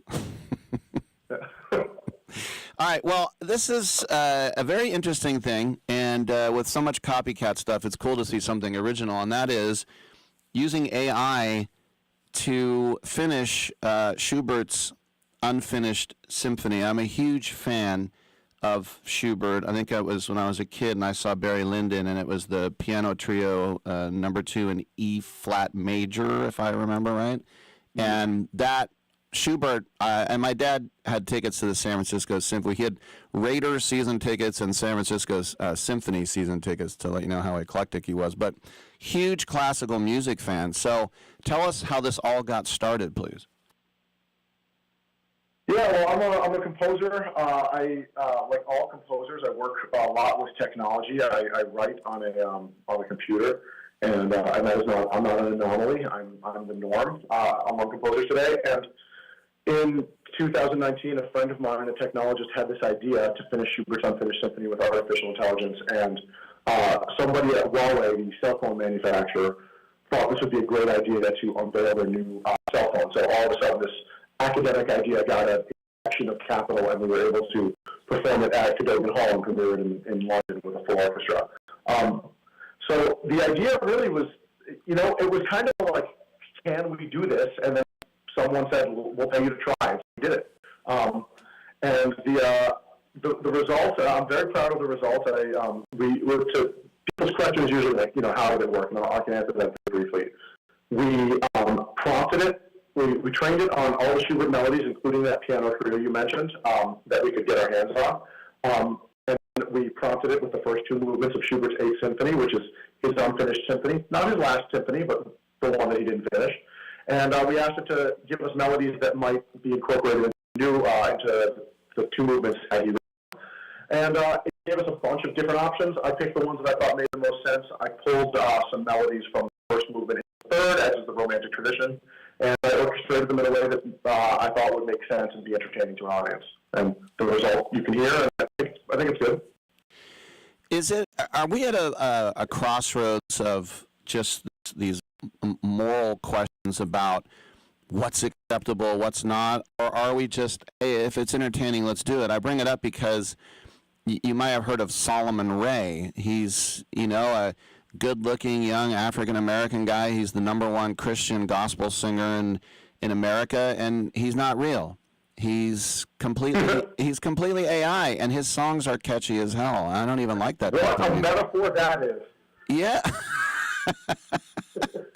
Good catch. Yeah. So what do you think about, like, that's just wrong, there's no soul, there's no heart, it's just a machine? Or do you think, hey, if it's good, just have fun with it? I mean, two things. First of all, it's a machine that was made by people trained on human music. So, there's a great deal of humanity, if not exclusively humanity, in it. I mean, we have this, there's this just so strange idea that technology is something separate from humanity. But it is a thing we make. It doesn't exist without us. It doesn't exist for any other reason than because we made it and to serve us. It is not a separate thing from humanity. I mean, more than music is something that is separate from humanity. And as far as the moral questions, it's hard to even conceive of an answer. I think if you make music and it sounds good and people like it, then you're making music. If it infringes on someone else's intellectual property, that is something for the courts and our current system of law to decide. Nobody has an intrinsic right to a piece of music, but we do have legal rights to pieces of music. And I think that those should be enforced. A lot of people make their living, including me, on the exploitation of those rights. So I do think that there is something moral in exploiting those rights without remunerating the creator, but that's only because there's an economic component attached to that. I don't think it's inherently immoral to borrow from someone else's music and incorporate it into your own. So I remember hearing a story, I don't know if it's true or not, but that when Mozart was very young, he was depressed, that he knew that if you looked at a sheet of music, that the way you arranged the notes, that there was a finite amount of times you could compose something, and he thought someday we would run out, when it's really infinitesimal. So when you use, you can't describe music by math then, is what I'm saying. Yeah, you're right, and I get into this in my book. It actually, I think the point is a little bit more subtle. Music can be described by math, but music is not math. It actually defies the boundaries of mathematics. So there are many aspects of it that can be described by math, but not, it can't be described by math in its entirety. You're getting into with what Mozart said, which may or may not be true. I've heard that too. I have no idea if it's true, but I've also heard it. You're getting into Library of Babel territory, where this is a Jorge Luis Borges story about a library that has books in it. The first book just says A, all the way to the end. The second book says that, and then B at the end. And in theory, in this library, every single piece of literature is recorded, every single book is written, and the library size is not infinite, but it is absolutely incomprehensible, and nobody would ever get to the end of it. It's very interesting. So when you give a TED Talk, is it mostly AI now and how you incorporate it and how, as you're saying, we shouldn't be scared of it? I don't know if we shouldn't be scared of it. I think we should be scared of the way that some people are portraying it, and the way that people are using the idea of it to alter our society and to scare us into decisions we would not otherwise make. So I do think that there is a real danger there, and I just don't think it's the danger that most people perceive when they think of as AI. And when I speak, that is what I try to speak about, is about what we as human artists, not just musicians, but anyone who practices in the arts, what do we actually do? Why is it important? How is it important? And is there a way that technology can help us do it better and faster? Let me throw this at you. When I was growing up in the 70s, we had listened to our parents' music, and it was 50s music, so they had like Grease and Laverne and Shirley and Happy Days, and they made us go to sock hops and things like that. Well, now, if I'm walking around Target, all I hear... I gotta say, your upbringing sounds amazing. Thank you. Sock hops and Raider games and symphonies, it sounds really great. Yeah, and then we would go to Belgium and make meat helmets with Dr. Evil. We did everything. But I'm just saying, walking around Target, now I hear 80s music. Is that because people my age are in charge and we like 80s music? Or is it because the music nowadays, people want to play it, but it ain't that good? Or is that just every old person thinks the music today ain't that good? I'll put it in a more subtle way. I mean, in short, yes, it's because the people who are in charge are now the age that music is. But it is it's a little more subtle than that. It's cognitive work to appreciate new music, and it is work that you're happy to do when you're young, and the appreciation of that music gives you membership into a group, which is what you're desperately craving. And so, but when you get older, you're already in this group, and the music that you know relaxes your nervous system, and new music excites your nervous system. And that is not necessarily something that you want to do when, you know, the rest of your life also excites your nervous system. So for me, as someone who has to listen to music professionally and understand new music professionally, I always look for, you know, is it a good version of what it is? I think, you know, you're in San Francisco, so, you know, you're going to have Bad Bunny playing at your Super Bowl. Bad Bunny is not everybody's favorite artist, but Bad Bunny is an excellent version of what he is. He is maybe the best to ever do the style of music that he does. And you can say that about maybe Led Zeppelin also. You know, it's not everyone's cup of tea, but it's the best version of that. So music is not better or worse today than it was. There are some things about it that are more sophisticated and some things about it that are less sophisticated, and that is the taste of the times. But that is always happening, and to ascribe a value to it is sort of like commenting on yesterday's weather and saying that it was better than today's. It'll be different tomorrow, too. Very interesting. We just have a second here. Your Emmys, do you wear them on a necklace like Flava Flav? Yeah, of course I do. Come on. How else would I do it? All right, everyone pick up the very interesting book called Unfinished, the role of the artist in the age of artificial intelligence by our guest, Lucas Cantor, Santiago. Lucas, great stuff, man, and let's catch up on your next one.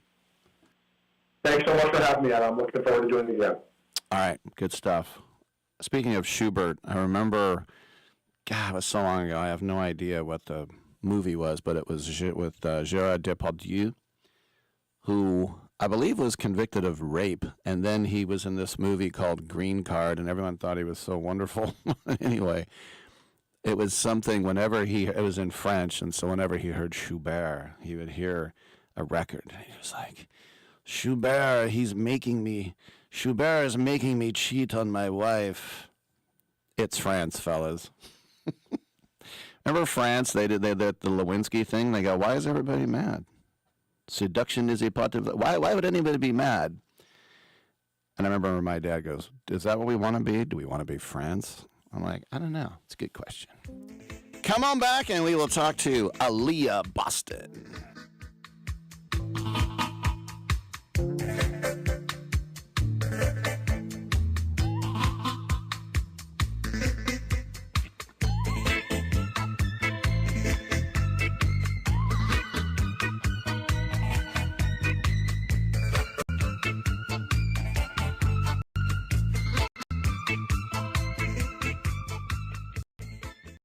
If you've got a property that you've been trying to sell and you've tried almost everything, I want to tell you about something that you haven't tried yet.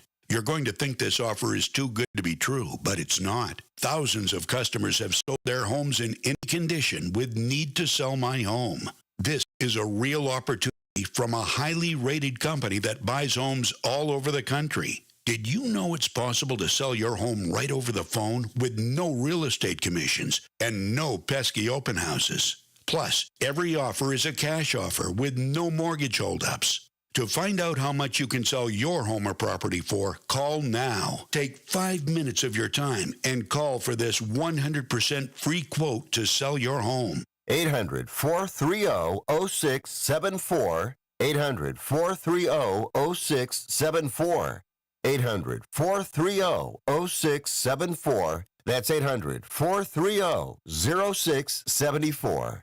I am a non-attorney spokesperson representing a team of lawyers who help people that have been injured or wronged. If you've been involved in a serious car, truck, or motorcycle accident or injured at work, you have rights, and you may be entitled to money for your suffering. Don't accept an offer you get from an insurance company until you talk to a lawyer, and we represent some of the best personal injury lawyers you can find. Tough lawyers that will fight to win your case, and they're so good they stake their reputation on it by only getting paid if you win. So if you've been in a serious car, truck, or motorcycle accident or hurt on the job, find out today for free what kind of compensation you may be entitled to. Call the legal helpline right now. 800-401-5163. 800-401-5163. 800-401-5163. That's 800-401-5163. Hello, Americans. It's Uncle Sam here. If you owe $10,000 or more in back taxes to the IRS or state, don't worry.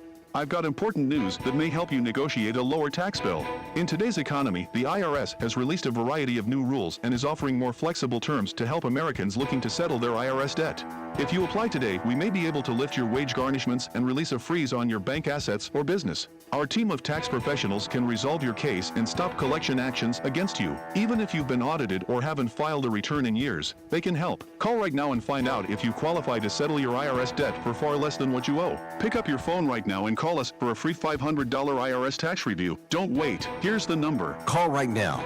800-943-9215. 800-943-9215. 800-943-9215. Again, for the last time, that's 800-943-9215. I honestly just got the chills as you described it again for me.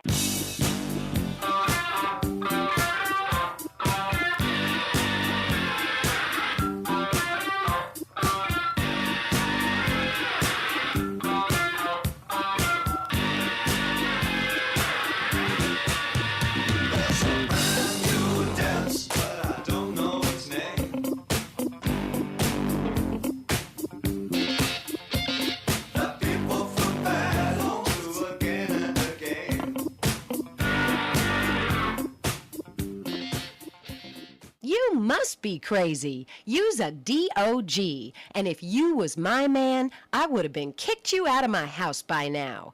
This is what had happened. All right, thank you for that, and welcome back to the show. Rick Tittle with you coast to coast and around the world on the American Forces Radio Network.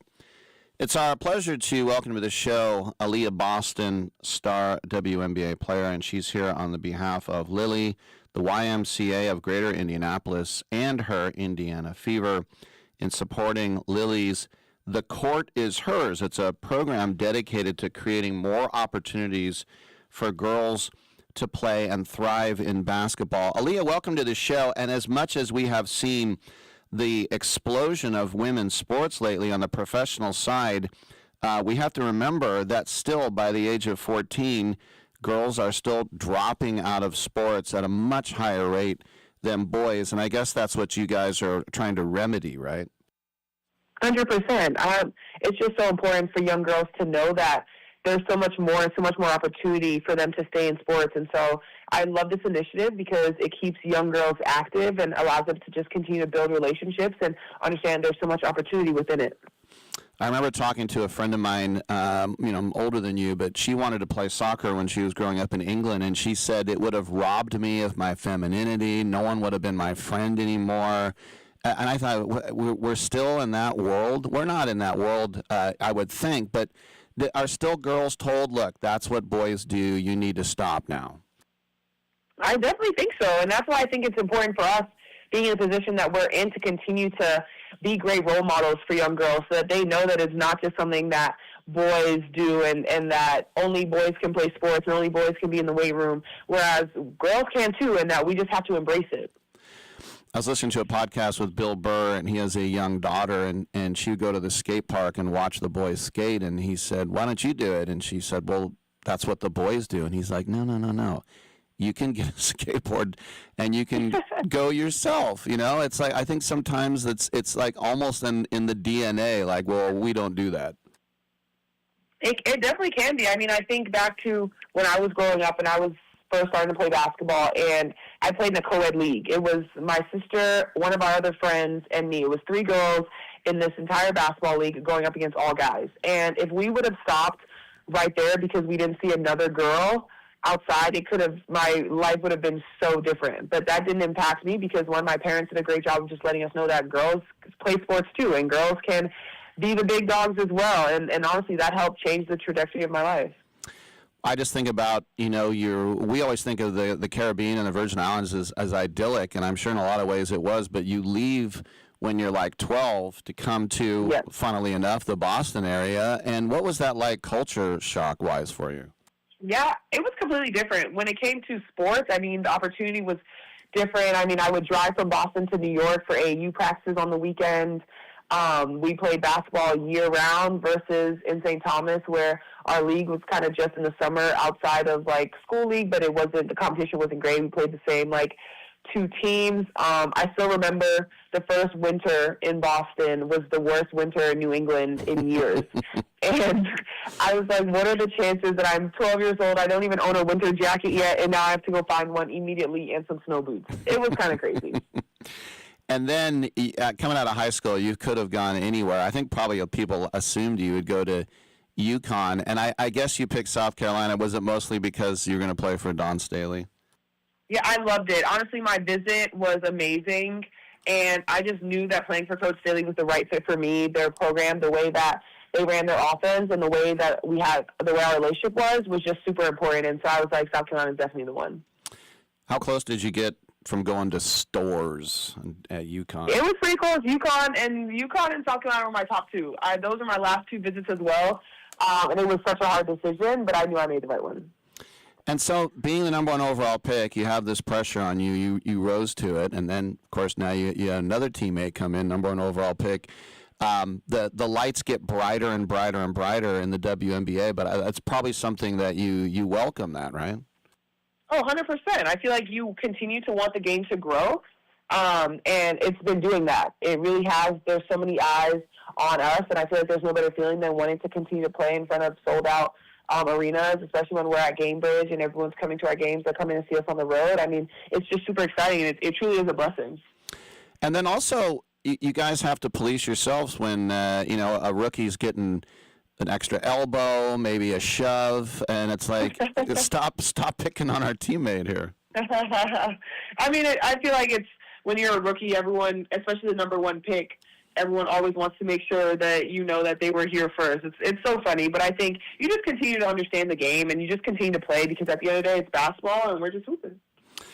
What do you think of the Valkyries? I know you guys got a look here later in the season, and everybody out here in the Bay Area is very excited about them, and they did better than most expansion teams I've done. Yeah, the Valks honestly had an incredible season. We were actually just talking about how we think that they might have kind of the hardest arena to play in because of their energy. The fans show up, they show out. And it was special, honestly. They did a tremendous job, and I'm very excited to see the other expansion teams. Yeah, as the league is expanding and expanding as well, do you think that, because sometimes the league expands too fast, but do you think that the timing is right and they've got it just so, like, a team and wait a couple of years and a couple more teams, and you think that they're doing it the right way? I definitely think they are. I think that having these two new teams come in now, I think it's going to be great because, like we talked about, there's so much eyes on the W right now, and I feel like there's no better time than this. Now, how about Team USA? I mean, what is it like when we all, everybody in America would love to pull that shirt on, whatever the sport, and say USA with the flag. How cool is that? It's special. Honestly, it's an opportunity that I never trade, and that I just love so much. So anytime I get a chance to rep USA, I'm excited. And if you would tell us a little bit about Unrivaled as well, because that's concurrent, the vinyl, and then I guess coming up soon, Phantom. Phantom, yep. I'm excited for Unrivaled. I think it's a great opportunity that we just kind of get to stay stateside and play some great basketball, and that's what I love. So tell us about getting back to The Court is Hers and hooking up, by the way, online, indymca.org with the promo code HERCOURT at checkout as well for a discount. What are you guys doing tangibly with these girls? Yeah, I mean, we're just giving them a space to just be able to come in and play basketball and kind of just be themselves and continue to grow in who they are in the sports world, but also in general. I just think it's just a great initiative for young girls to just be able to develop. Is it kind of weird that, in society, you're way young, but you're like a grizzled vet as a pro?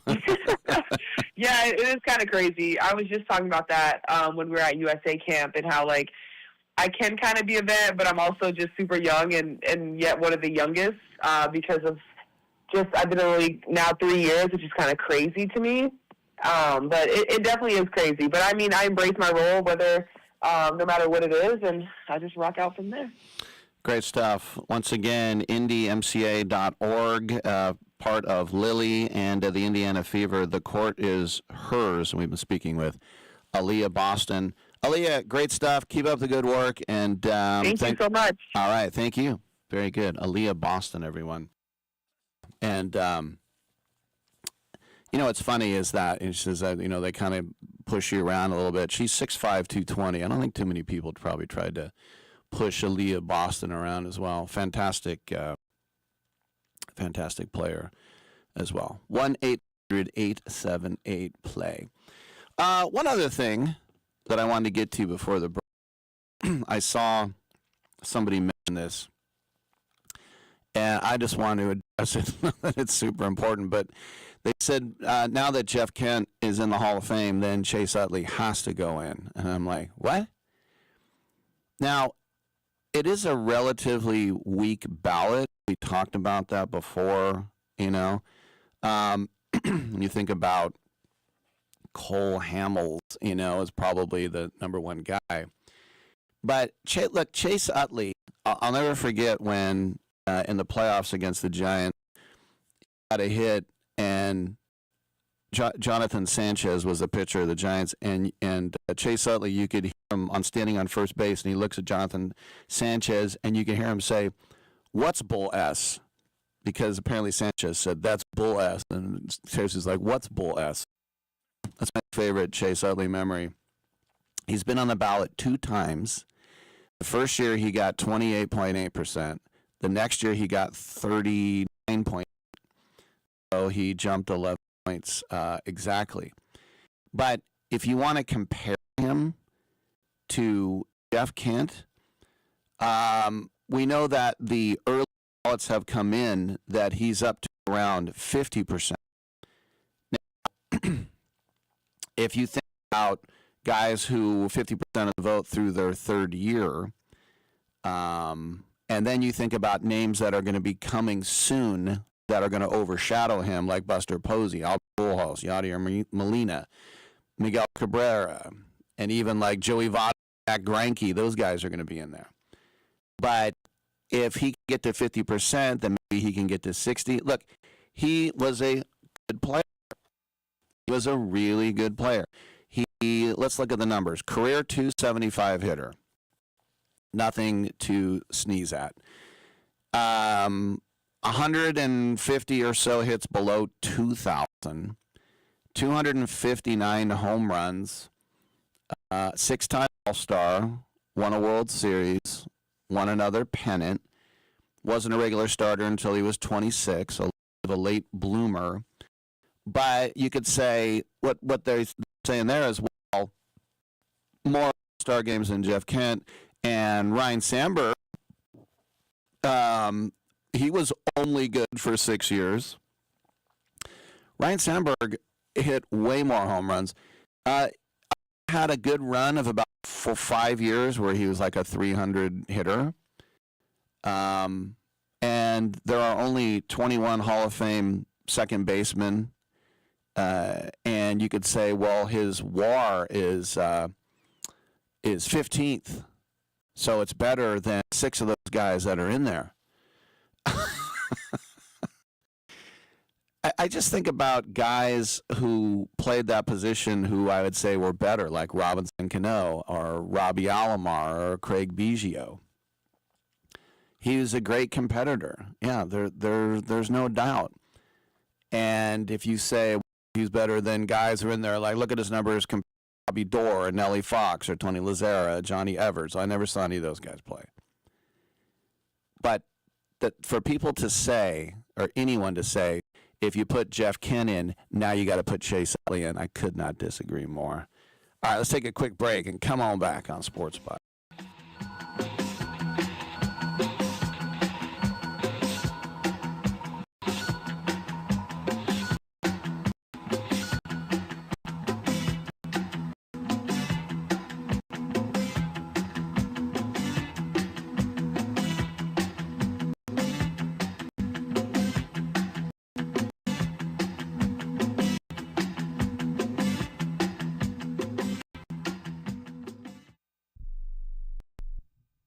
This is a true, sad story for ADT, the leader in home security systems. My favorite dog, Oliver, was stolen from our garage recently. If I had a camera system installed in my home from ADT, I would have known exactly what car possibly pulled up in my driveway and stole my little friend. If I had a security system from ADT, my dog would still be here. Called ADT this weekend, and they're coming out in a few days to install a camera and a new security system. Unfortunately, it's a little too late for me. Listen, protect everyone you love in your family. Call ADT now. Have them come out and give you a quote to install a full security system in your home. Don't let it be too late for you. Call right now. Paid for by the Home Security Hotline. 800-361-3491. 800-361-3491. 800-361-3491. That's 800-361-3491.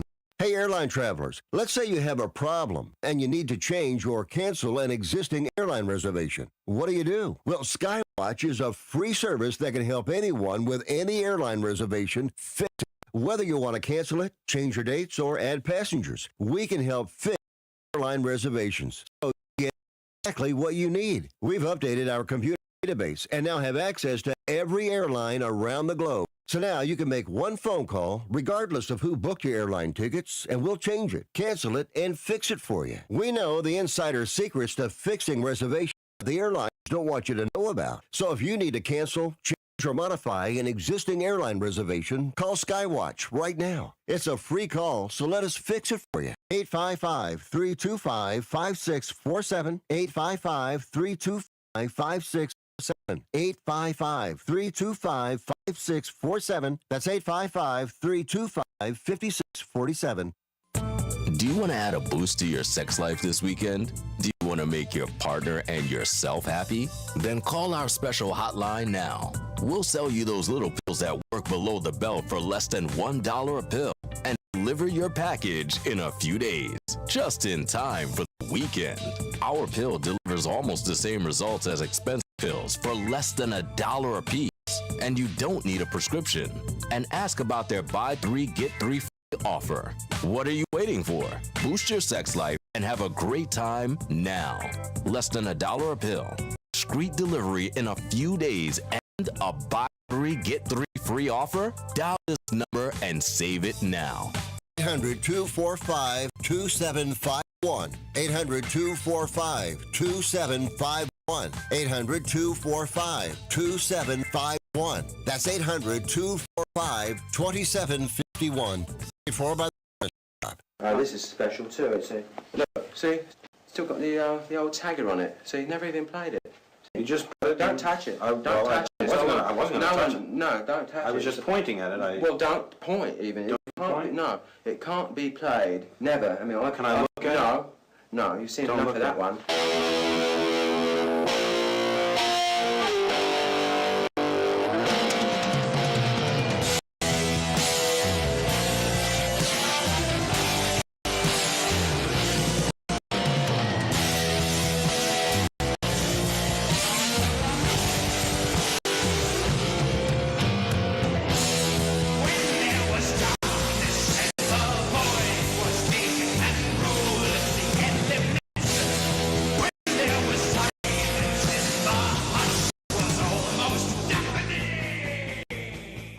I'm so disgusted by Rick Tittle that I find him very intoxicating.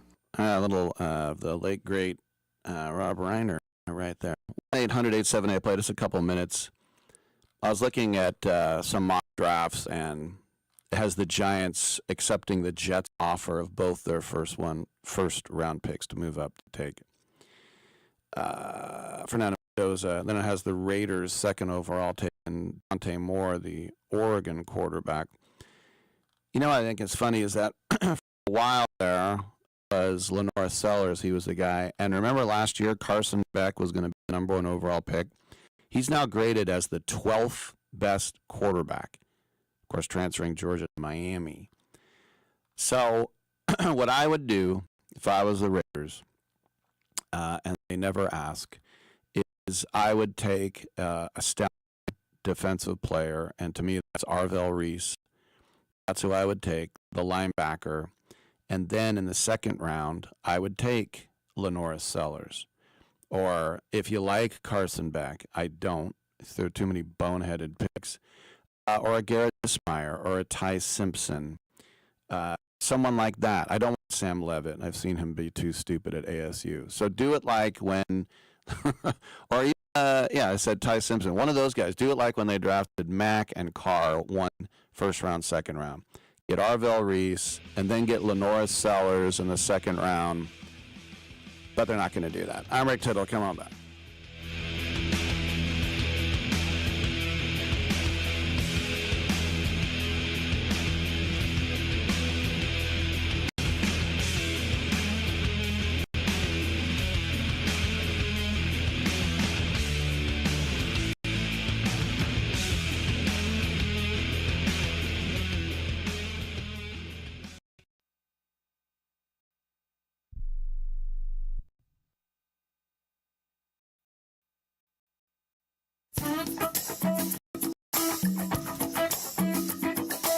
I'm Mike Sempervive with the Sports Byline Broadcasting Network 2-minute warning. And I know you've been wondering, Mike, where you been? Well, I'm not going to hold you. I've just been lazy. Took an extra day off. I apologize. I'll go on a little bit longer today to make up for it. Hopefully, the last commentary so many times will keep Mets fans talked off the ledge until free agency is over. We know that's a lie. Those people stay on the ledge, but now that Monday Night Football is over, I'll take a look back at the last few days and give you some of my thoughts. And I'll start with the fallout of head coach Sharon Moore's sad tale at the University of Michigan as rumored names to replace him have begun swirling. Coaches like Jed Fish and Kenny Dillingham may be realistic, but it also feels like Michigan would be interested in talking to plenty of NFL guys, not the least of which would be Baltimore's John Harbaugh, whose time with the Ravens feels like it's running out. 44-year-old father Philip Rivers didn't die on Sunday, playing in the NFL for the first time in 5 years, so that was nice. What wasn't as nice was the collapse of the once promising Colts playoff chances, and it also wasn't nice for Seattle, who looked terrible and now on a short week needs to step up their game or risk getting beaten down further by the Rams. The Chiefs lost in ugly fashion to the Chargers, ending their 10-year playoff run and losing Patrick Mahomes to a torn left ACL, and it's reassessment time in Kansas City. Mahomes makes a ton of money, as does Travis Kelce, and the Chiefs also have the NFL's highest-paid kicker, defensive lineman, center, and guard. Right tackle Jawan Taylor already feels like a looming postseason cut, but the Chiefs front office has a lot of hard decisions upcoming in order to keep their dynasty moving. The loss of Micah Parsons, also to a torn left ACL, was not just terrible for the Packers, but also terrible for fans of great defensive players. Along with Myles Garrett, Parsons is the elite, and losing him in the playoffs is a loss for the game. And Fernando Mendoza won the Heisman on Saturday night, which was both expected and well-deserved, although a strong case could have been made for any of the Final Four. In fact, Diego Pavia himself must have thought he had the strongest case, because after Mendoza was announced the winner, Pavia took to social media to tell the Heisman voters they could fornicate with themselves in ways that are anatomically impossible.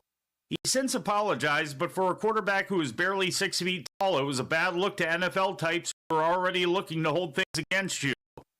And it was also a good reminder to everyone that it's okay to put the phone down for a little bit if you're upset and or inebriated before you hit send on that text or social media post. I'm Mike Sempervive with the Sports Byline Broadcasting Network 2-minute warning. Every champion has a team behind them, and for thousands of families without insurance, Christ Clinic is that team. At Christ Clinic in Katy, Texas, they provide high-quality, faith-based health care to people who can't afford it, because everyone deserves a shot at health, no matter their income or insurance status. Their doctors, volunteers, their mission, rooted in compassion, their impact, over 10,000 patient visits every year and growing. But they can't do it without help from fans like you. If you ever cheered for a comeback story, this is your chance to be a part of one. Donate today at ChristClinicKaty.org and help them keep the doors open for those who need it most. One gift can be the difference between surviving and thriving. Christ Clinic in Katy, where health meets hope and faith goes to work. That's Christ Clinic Katy, spelled Katy.org. Team up with them today. Have you been daydreaming about losing weight for years? Do you just yo-yo back and forth? At Innovative Wellness Center, we have a holistic weight loss program that allows you to lose up to 20 pounds in 30 days. People are losing weight like crazy and keeping it off. It can be done from anywhere in the United States. Go to our website at www.innovativewellness.center and schedule your complimentary consultation today. Getting together with friends to watch the game? Then you'll need American Premium Vodka. Handcrafted and pure, this is the one thing all Americans can agree on. Founder Mark Gus Scott chose the finest natural elements America has to offer. You'll taste how great it is to be an American. Now available at Bevmo, GoPuff, Hy-Vee, and Fairway stores. American Premium Vodka. This is the America we need right now. Go to AmericanPremiumVodka.com. Celebrate responsibly.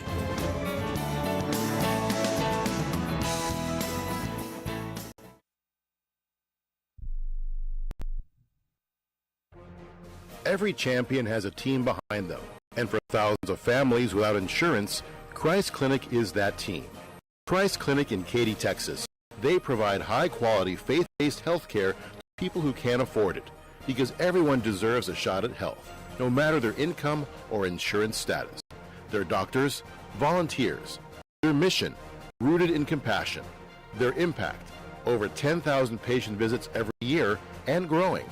But they can't do it without help from fans like you. If you ever cheered for a comeback story, this is your chance to be a part of one. Donate today at ChristClinicKaty.org and help them keep the doors open for those who need it most. One gift can be the difference between surviving and thriving. Christ Clinic in Katy, where health meets hope and faith goes to work. That's Christ Clinic Katy, spelled Katy.org. Team up with them today. Rick knows his sports. I hate that guy. I love that guy. Oh my gosh, he's so fine. Rick Tittle brings home the bacon, fries it up in a pan, and he eats it. Ricky T in the sizzle for shizzle, biznatch.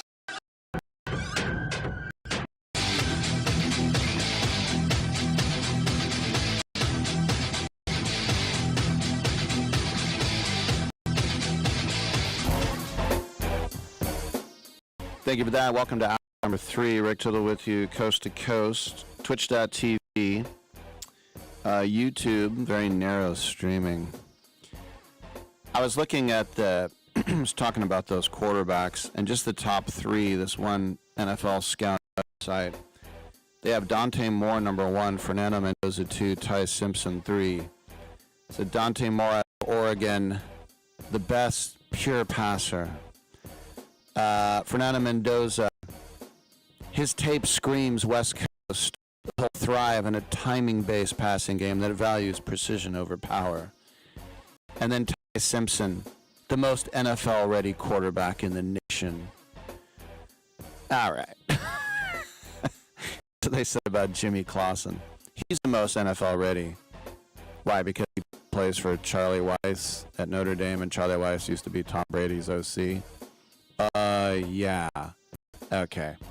I remember watching Jimmy Clausen at Stanford play for Notre Dame, and he couldn't have looked more skinny and weak. And I thought, I want nothing to do with that guy. So look, scouts always have to say something when they're not doing their job. And I read it out before, but like Steph Curry dribbles himself into trouble, can't pass, can't defend. You have to say something negative, right? The only time I've ever heard anybody say nothing negative was years ago. I had Kurt Herbstreit and Andrew Luck was at Stanford. And I go, why do you like Luck so much? And he said he's the best college quarterback in the history of college football. There's never been a better one. And I was like, all right then. If that's how you feel, enough said. But I am more intrigued with Dante Moore the more that people keep raving about him, because he's just not been a big name all year. His team has been, but not him. Until now. 1-863-206, kind of a C.J. Stroud body. 1-800-878-PLAY is the number to call. 1-800-878-7529. A lot of open lines this hour, so come on back. $5,000. That's the average amount of money people in the U.S. are now spending on gas in a year. $5,000. That's crazy. If you drive, you have to download Upside, the free app that gives you cash back every time you get gas. That's right. You can earn real cash back with Upside just by buying the gas you're already buying. You can literally start earning cash back today. I use Upside every time I fill up, and I've already made around $200. You're putting gas in your car anyway. Why not get real cash back? If you like free money, download Upside. I'm saving the cash I earn from using Upside to help pay for a vacation later this year. Download the free Upside app now to earn cash back every time you buy gas. Use promo code ROYAL25 to get an extra 25 cents per gallon on your first tank. You can cash out anytime right to your bank, PayPal, or a gift card for Amazon and other brands. Just download the free Upside app and use promo code ROYAL25 for a 25 cents per gallon bonus on your first tank. That's code ROYAL25 for a 25 cents per gallon bonus. Every champion has a team behind them, and for thousands of families without insurance, Christ Clinic is that team. At Christ Clinic in Cantor, Texas, they provide high-quality, faith-based health care to people who can't afford it, because everyone deserves a shot at health, no matter their income or insurance status. Their doctors, volunteers, their mission, rooted in compassion. Their impact, over 10,000 patient visits every year and growing. But they can't do it without help from fans like you. If you ever cheered for a comeback story, this is your chance to be a part of one. Donate today at ChristClinicKaty.org and help them keep the doors open for those who need it most. One gift can be the difference between surviving and thriving. Christ Clinic in Katy, where health meets hope and faith goes to work. That's Christ Clinic Katy, spelled KATY.org. Team up with them today. My fellow Americans, let the message ring out that from this day forward, when you buy American, you buy the best. Handcrafted, something premium, something pure. For this is the very essence of what our servicemen and women gave their lives to protect, and by God, we shall not allow their sacrifice to be forgotten. It's time to show the world just how great America can be. And we will not wait for tomorrow to come. We will stand here, this moment, together, and we will start today.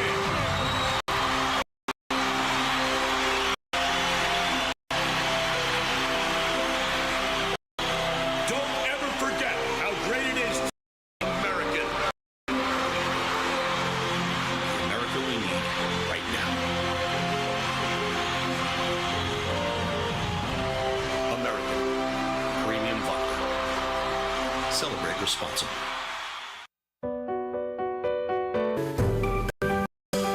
Titillating Sports with Rick Tittle. Rick Tittle is a genius, the best show ever. He's so wonderful, genius, the best show ever. He's so wonderful. Titillating Sports with Rick Tittle. Rick Tittle he's so handsome, he's a genius. I am so excited to be back on the Rick Tittle Show. All right, thank you for that. Welcome back to the show. Rick Tittle with you coast to coast and around the world on the American Forces Radio Network. If you do want to take a punt or a flutter, as they say in England, and take a bet on sports, you should really take a minute and consult with somebody who does it for a living and is very successful at it. And that's our friends at Pro Wagering joining us J.D. Sharp. J.D., I'd like your opinion because as we get closer and closer to the draft, which is many months away, but if you're a Raider fan, you start thinking around Halloween about the draft. People saying the Jets will take their 2 first-round picks and move up to 1 to take Fernando Mendoza. I bring it up because I'm seeing more and more scouts say they like Dante Moore a little bit better than Mendoza. He's 6'3", 206, and he throws the nicest pass in the nation, all this stuff. What do you think about Dante Moore versus Fernando Mendoza? I mean, I like Mendoza's personality. He's kind of weird, but he also I think has a chip on his shoulder because he came from Indiana. I'm not from Indiana, but first he was at Cal. He was at Cal. He had a good year. He was a quarterback. I noticed him. I paid attention to him a little bit. 6'5", 205-pound kid, kind of just chilling up there like last year, making some moves. But now, he shows up in Indiana, gets an under-seniorities program. He's got that. He's got really good coaching, obviously. He's got a big arm. He's relatively athletic. He's tall enough. Close to his family. He's got to factor that into a degree. But he also had a lot of talent. There was that Omar Cooper kid was pretty good. Charles Brewer, who caught those 2 passes against Ohio State at the end of that game, the white kid, number 4, he was pretty good. He was about 6'4", 220. But, Dante Moore, 5-star kid from UCLA, Oregon. I mean, he's been he started out at Oregon, then he transferred to UCLA. He started at UCLA, then he transferred to Oregon. And I mean, I've been impressed. He throws some good balls. Some of the passes that he made the last game I saw were okay throws. They seem to work out for whatever reason. I don't really think either of them are premium NFL talents by any stretch of the imagination. I have to look at Mendoza's tape a little closer. I definitely don't think Moore is. Mendoza, 10, you're 5', 210. You win, and then you beat a really good defense in Ohio State. You show that you have athleticism and a pretty good arm and a good head on your shoulder. You're going to get a sniff. You're going to. He's almost built like Phillip Rivers was, I think, when he was coming out. Better arm motion, obviously. But again, I don't think either of these guys are really top tier type of guys. And I wouldn't look at either of them at number 1. Just like I wouldn't look at Cam Ward last year at number 1. I'm not sure. I think that there's been Drake May obviously was the real deal, and he had the size, he had the head on his shoulders. He didn't have much talent around him at all, except the Devontae Walker kid and Omarion Hampton. But and he was from a great athletic lineage, big arm, fast enough, quick enough, obviously smart enough. I just don't see that. I don't see that next level ability with either of those guys this year, and I think that they has a problem where just anoint anyone a premium prospect just because a team needs them. I mean, the team needs a quarterback, but they have a lot of other issues as well. They should probably have the first pick. They should probably trade down and get a bunch of picks and get a quarterback in the 2nd or 3rd round, and just get a cool guy that has the traits that you need, but maybe he doesn't have the size, or maybe he doesn't. Maybe there's something he's missing that makes him slip a little bit, or maybe you get lucky, and you grab like a Tom Brady type of quarterback if that's possible. But I think that there's too many quarterbacks are declared the next big thing just because they're the first pick in the draft, and they really don't have the talent base. I mean, look at the NFL. Phillip Rivers is 44 years old, and he played pretty well last week against the Seahawks. I'm glad he did. I hope Brady comes out. He's 48. I could see Brady doing it. I really could. But a guy like a J.J. McCarthy, who I watched play against the Cowboys, and the Cowboys D is porous. They're not very good. It's not really going to stop anybody. But McCarthy has an absolute howitzer he has a can. I'm not sure I've ever seen someone throw the ball as hard as McCarthy. Honestly, he absolutely just whips that thing to all sides of the field. He's getting some touch too. Now, he's the type of guy that really has that Aaron Rodgers type of arm talent, in my opinion. He's got just an absolute howitzer for an arm, Stafford style. But I don't see that with Mendoza. He wasn't even a first pick, and he was like a top 10 pick, number 9, something like that. But, I don't see that with Mendoza. I don't see that with Dante Moore.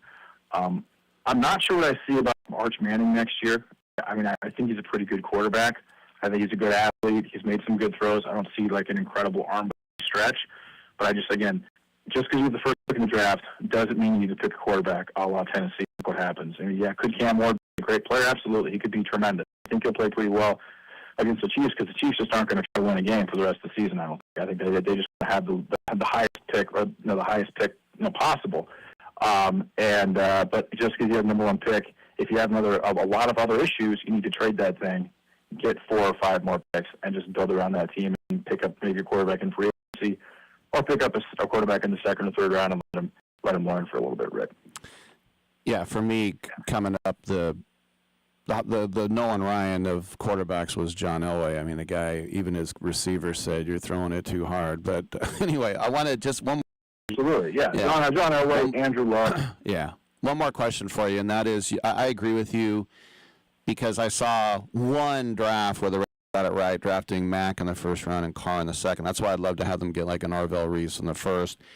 And you look at guys like Lenora Sellers, they've fallen in the second round. Carson Beck, who was the number one overall, he's now the 12th rated quarterback. It's amazing. But before we go, I want to ask you about Diego Pavia and the way he acted at the Heisman, saying F the voters, F Indiana, and then the next day going, nah, my bad, I was just kidding. Do you think, scrappy dude out of Albuquerque, I love his attitude, or do you say, what a jackass, and I want nothing to do with him? Honestly, I think Scrappy did at Albuquerque. This guy's 5'9", maybe. I mean, he looked like a midget out there compared to Love. Even I was shocked he was that tiny, really. Yeah. But he's tough. He's fast enough. He's got a good enough arm. He's a gamer. Out of Vanderbilt, yeah. I mean, come on, Vanderbilt doing the type of they did this year. Yeah, Pavia can say what he wants. I mean, obviously, look at him and his brothers. They literally look like they're straight out of the cartel, to be completely honest with you. Yeah. So, I mean, not surprised at all that is what he said or how he behaved, and I don't think I wouldn't hold that against him. Let's have the Raiders draft him in the third. 5'9", see what happens. 5'9", JD. I mean, I guess he measured at 5'9" and a fourth barefoot over the summer. That's what the rumor is. I mean, that's if you're Doug Flutie. I mean, with the Kyler Murray thing, he got to 5'10", and the Hardy. I don't know. I don't see him. I mean, like I said, I don't want to. I got nothing against the kid, but of course, yeah. But I just, he's probably 5'10", 5'11", but I'm telling you that the rumors that he 5'9", fourth, or maybe it was 5 3/4. But when you look at that photo with the Heisman, he was by far, he was 7 inches shorter than Mendoza all day. He was 3 inches shorter than Love. He was tiny. He was 4 inches shorter, 5 inches shorter than Sand. So maybe he's 5'10", just like Russell Wilson. He's got the build. He's got the legs. He's got the ability. Again, I think he would be a good pro because I think he's just a gamer. You just got to factor in gamers. Brock Purdy, and we talked about this before when he came up, right? I said, this guy's a gamer. This guy he's going to be good. He was good at Iowa State. He's got the ability, and he's got a lot of talent. You put Diego Pavia on a team with some talent, he's going to make some things happen. But I think he'd be a greater quarterback, Rick. It'd be awesome. Real quick, what about a 5th or a 6th on a Cade Klubnik? I like Cade a lot. He was looking at the top 3, top 5. He was a 5-star kid. 6'2", 215, good arm. He had a lot of injuries this year. Clemson just didn't perform the way they were supposed to. I don't think that his arm has by any stretch. And I like Beck too. I mean, you get Beck in the 4th or 5th round. I think Beck can lead a team to the playoffs in the NFL. He's tall. He's arrogant. He's got a good enough arm. He throws picks, but I think he more plays the part. He's got the tattoos on the leg and the Lambo. The Lambo and the girlfriend. I don't think he's dumb. I think he probably will actually do well on the one. But look, I could see Carson Beck being a bit of a sleeper in this year's draft. But I mean, there are some talented quarterbacks. There's not the guy though. There's not the Andrew Luck. Right. There's not. By the way, how about Trevor Lawrence, who is now starting to step up a little bit? 5 TDs last week. Also ran one. He's got 23, 11, 3,200 for the 10-4 Jaguars. They're playing this weekend against the Texans, I believe.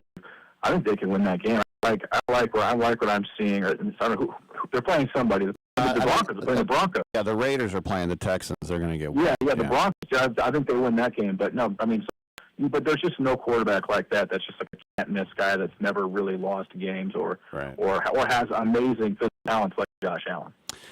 Always love talking the draft with JD Sharp Pro Wagering. Good stuff, man. Thanks for your insights. Hey, thanks, Robert. All right, Rick Tittle, open lines the rest of the way, so come on back at 1-800-878-PAY.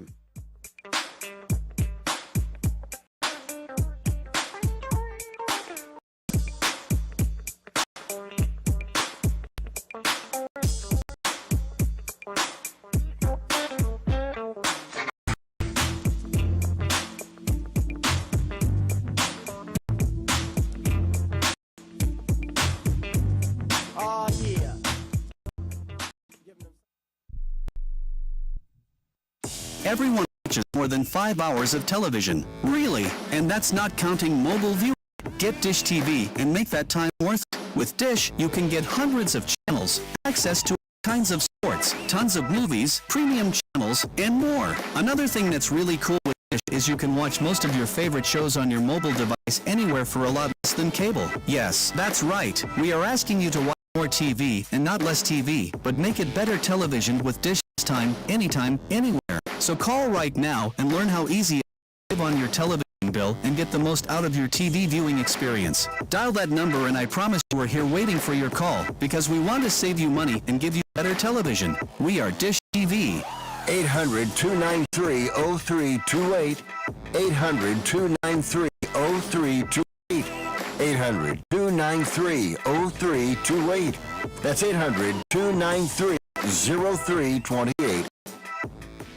Do you have Medicare and do you use a CPAP machine? This is a national healthcare alert regarding your CPAP supplies. Using a clean CPAP mask and clean supplies is important to staying healthy. The best way to make sure your CPAP equipment is clean is to get new supplies. If you have Medicare, we have great news. Medicare will pay for you to have new clean supplies every 90 days. We'll do all the paperwork for you to make sure that there's little to no out-of-pocket cost to you.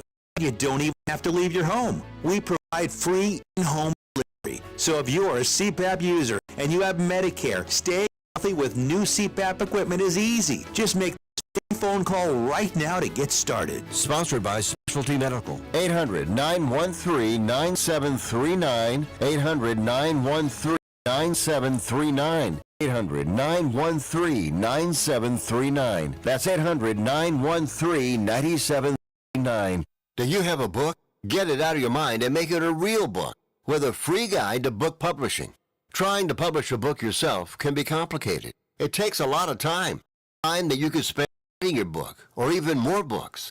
Do what you do best. We can do the rest. Thousands of authors across the nation have trusted our book publishing service. We have the connections to help you get your book printed, distributed, and Amazon, Apple Books, Barnes & Noble, and bookstores nationwide. We can do it faster than you can on your own. Get your free guide to publishing. It's a free phone call. Remember, make this free call right now and learn how to turn your book into something real that people can buy. Get your free writer's guide. Call right now. 800-482-8399. 800-482-8399. 800-482-8399.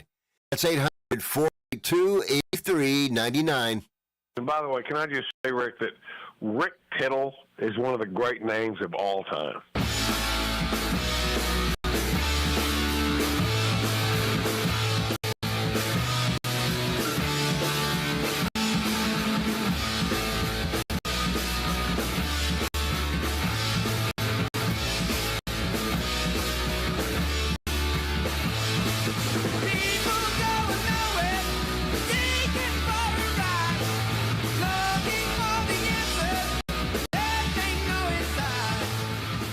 Don't be getting your grand panties all in a bunch. We got Rick Tittle up in here. Dominic Jimenez on the spot. Before this segment, I was like, hey, can you take that Rexling thing and pick a 30 and throw Joni in? Turns it right around. And he picks Never Say Die, which is my walk-up music. Somebody asked me the other day, what would your walk-up music be? And I said, Never Say Die. That always gets me fired up. Little Ozzy and Black Sabbath there. All right, I don't know if you knew this, so I'm going to bring it up. Lionel Messi was on a tour of India over the weekend. It was called the GOAT Tour. That's right, greatest of all time. He was also with Luis Suarez, the Uruguayan star with the big teeth who bites people, and Rodrigo de Paul, who plays with him from Argentina. Suarez played for Miami with de Paul as well. Miami did win Major League Soccer. Messi likes it here. He wants to stay. But I bring it up because as they were going around India, they started in Kolkata, which I probably want to say is Calcutta. We always tend to just take the English pronunciation. So Kolkata, I'm going to assume it's Calcutta. Then they went to Hyderabad and then Mumbai, which we used to call Bombay. And then in the capital of New Delhi, which was where he was yesterday. So on the tour, but there was a big problem. First of all, this was at, he would walk out onto the soccer field and wave. And tickets ran anywhere from about $50 all the way up to about $10,000. $10,000 was the VIP treatment where you got a meet and greet and a picture. So $50 is about 4,200 rupees, but $50 is about half of what the average Indian worker makes in a week. They make about $100 a week. Now that was face value, and Indian media said most people were paying about $150 to get in. And so Messi landed in Kolkata, 1:30 p.m. local time. Thousands lined the roads, and just to catch a glimpse of him outside his hotel. And then the expensive VIP people got the treatment. They got the meet and greet. There was a 70-foot statue of Messi that was unveiled, but he wasn't at the statue of the unveiling. He was on a video screen and pressed a remote control button, and the sheet dropped. Messi met with Bollywood actor Shah Rukh Khan and then held for Salt Lake Stadium. Not in Utah. Everyone listening on my affiliate, listening to Dino's station in Utah, SL Sports Radio. Salt Lake Stadium in Kolkata. So the plan was for him to be at the stadium for about an hour, but he only stayed 20 minutes, and violence erupted because a lot of people never even got to lay eyes on him. And one fan told the Indian news agency ANI, quote, "Only the leaders and actors were surrounding Messi. Why did they call us then? I've got a ticket for 12,000 rupees. We were not even able to see his face." One guy said, "I paid 5,000 rupees for the ticket and came with my son to watch Messi, not politicians." The police and military personnel were taking selfies, but no one else got to see him. So Messi walked out of the stadium, and then people who were left and never got to actually see him destroyed the stadium, and they went nuts. And the West Bengal Chief Minister Mamata Banjari said that she was deeply disturbed and shocked by these terrible events then. And she said that sports lovers would never do that to their stadium, but she said there will be an inquiry committee to conduct a detailed look at the incident, fix responsibility, and recommend measures to prevent such fixtures. So now they're saying Sadatru, the event organizer, was arrested and put in jail. And they say that he will remain there for 14 days. I don't know if he gets a trial after that or what happens. But the most amazing thing was a guy made a video and he's like pointing it at, or his friend's pointing it at him going, "I can't believe I'm here, Messi. We never saw him." And he was destroying things. And then someone quoted that tweet. It was a woman, and she said, "We got married, and then he ran to the stadium for this. I'm going to divorce this piece of S." Something to that effect. Oh, my gosh. I remember when I went to the Sweden-Romania second-round game at the World Cup in '94, and Sweden beat Romania on penalties. And then I found out later that a man was stabbed in Sweden because it was nighttime there, and he was getting down with his wife, and it went to penalties, and he stopped, and he said, "We'll resume this after the penalties," and she stabbed him. Now, I have a somewhat similar story in my experiences, and that was 10 years ago. They had the salute to heroes, wounded warriors at College of San Mateo game the day before the Super Bowl. And so 95-7, the game, which I was working, me and John Lund, we went out and we had a little booth on the field, and we interviewed so many wounded warriors, and it was absolutely amazing. I've never done a show like that. These guys had their faces literally melted off by fires and IEDs, their limbs blown off, and they were out there talking about how this country's worth it, and it's a bravery that I've never seen. It was amazing. But I bring it up because Snoop Dogg walked onto the field with an entourage. Everyone screamed. He played catch with a kid, and he walked off. Now, whenever you go to a remote like that, you get to know the event organizers and things, and this woman said, "We gave Snoop 10 grand to come here, and that's what we get." He came on the field, he threw a couple of passes, he turned around. He was not there 5 minutes. There was no way he was there for 5 minutes. But they were selling tickets to raise money. So she thought it would be worth it to pay him 10 grand, and then they would get way more than 10 grand in tickets. So I don't know Snoop, but the Wounded Warriors definitely got shortchanged in that effect. But if you want to know why soccer is the number one sport in the world, I mean, Lionel Messi has nothing to do with India.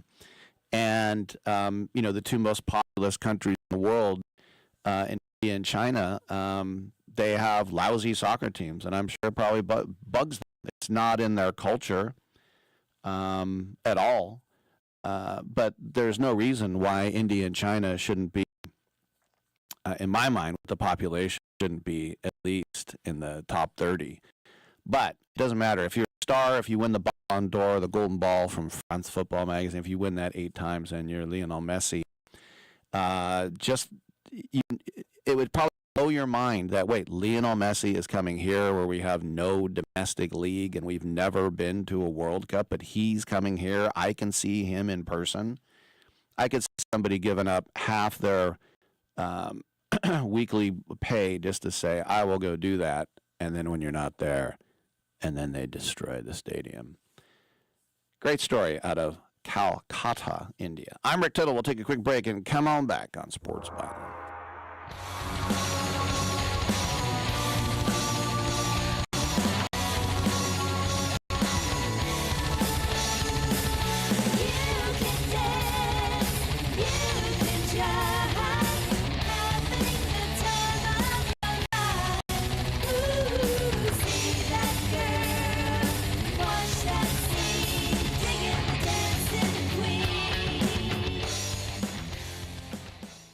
If you've got a property that you've been trying to sell and you've tried almost everything, I want to tell you about something that you haven't tried yet.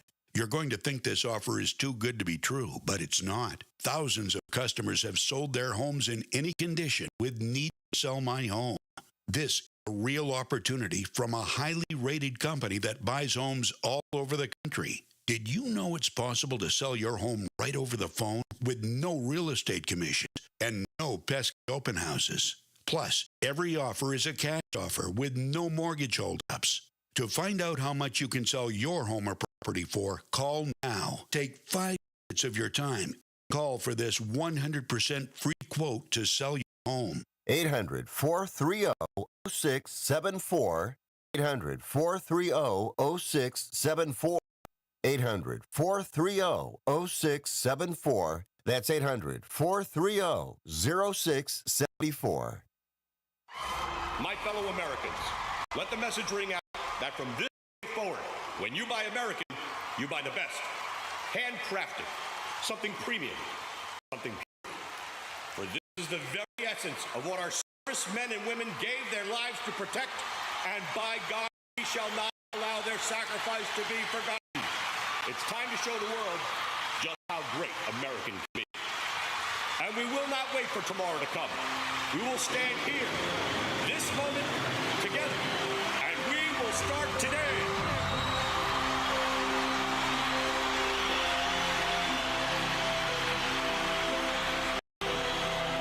Never forget how great it is to be American. America we need right now. American Premium Vodka. Celebrate responsibly. Have you been daydreaming about losing weight for years? Do you just yo-yo back and forth? At Innovative Wellness Center, we have a holistic weight loss program that allows you to lose up to 20 pounds in 30 days. People are losing weight like crazy and keeping it off. It can be done from anywhere in the United States.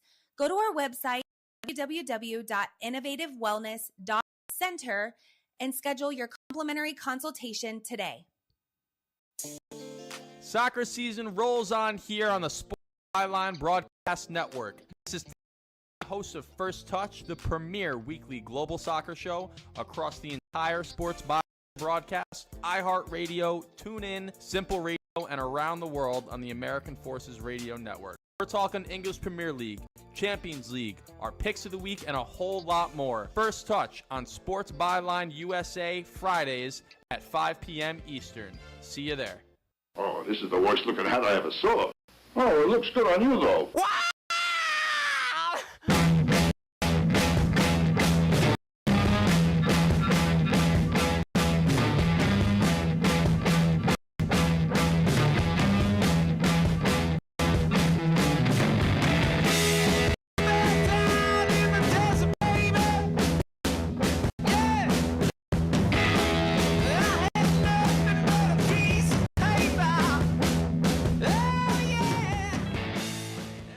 Tittle was selected at random from the phone book to host this show.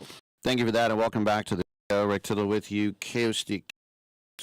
Dominic, do you have a second? I'd like to ask you something, because I guess I haven't been following it closely enough, but the 49ers have voided Brandon Ayuk's guaranteed money, about $27 million, which doesn't make any sense because the word guaranteed means it's guaranteed. But stop missing meetings and team activities. I heard Kyle say we haven't really seen him, so he just went home and never. What's going on?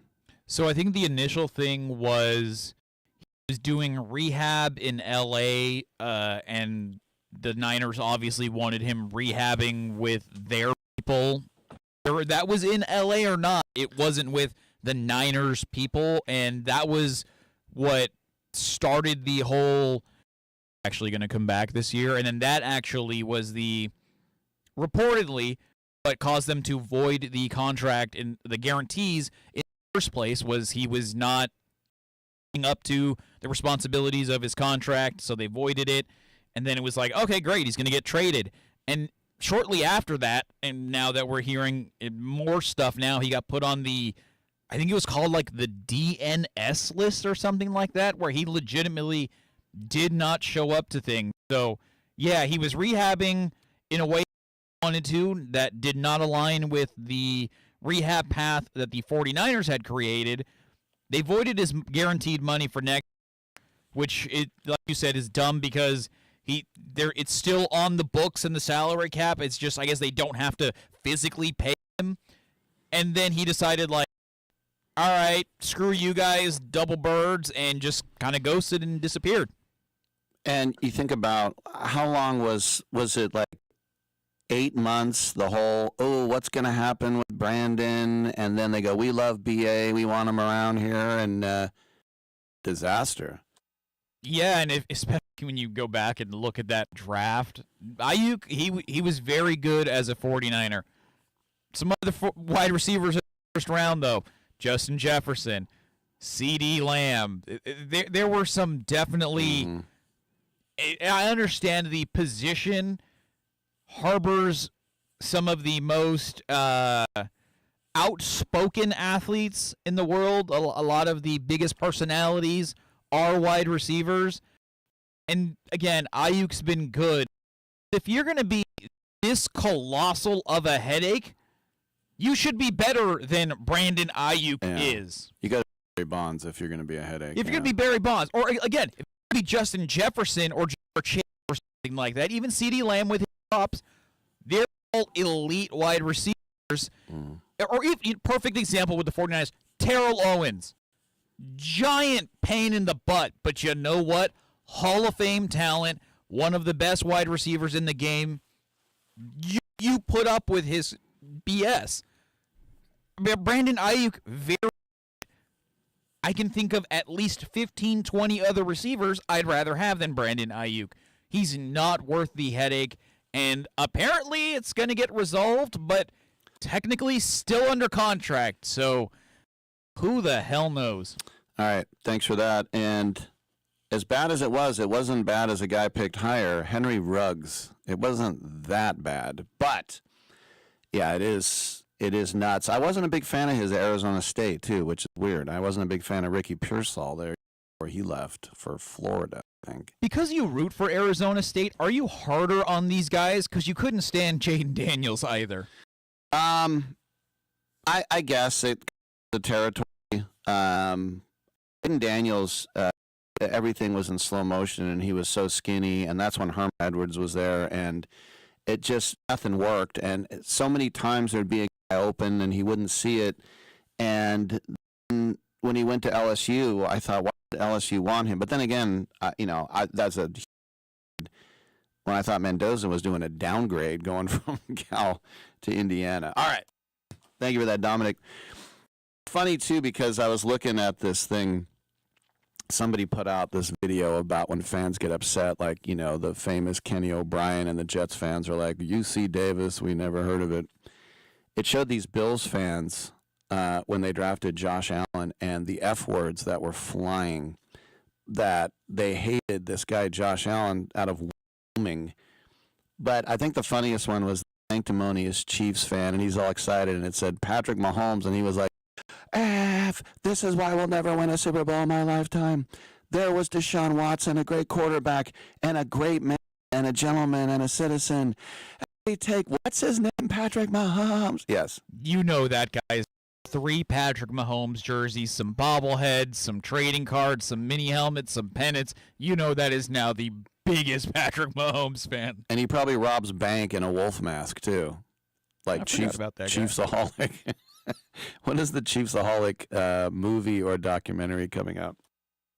All right, speaking of overseas soccer skullduggery, let's go not to Asia, but Asia Minor. There's a huge gambling investigation going on right now in Turkish soccer with hundreds of players, club owners, referees. They have police raids. They have raided more than 1,000 players in the Turkish leagues. They have been suspended.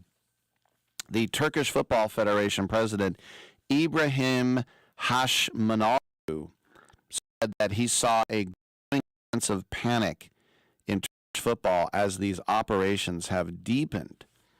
So, altogether, 1,024 players suspended from professional leagues. 102 players have been banned from the top 2 divisions for gambling.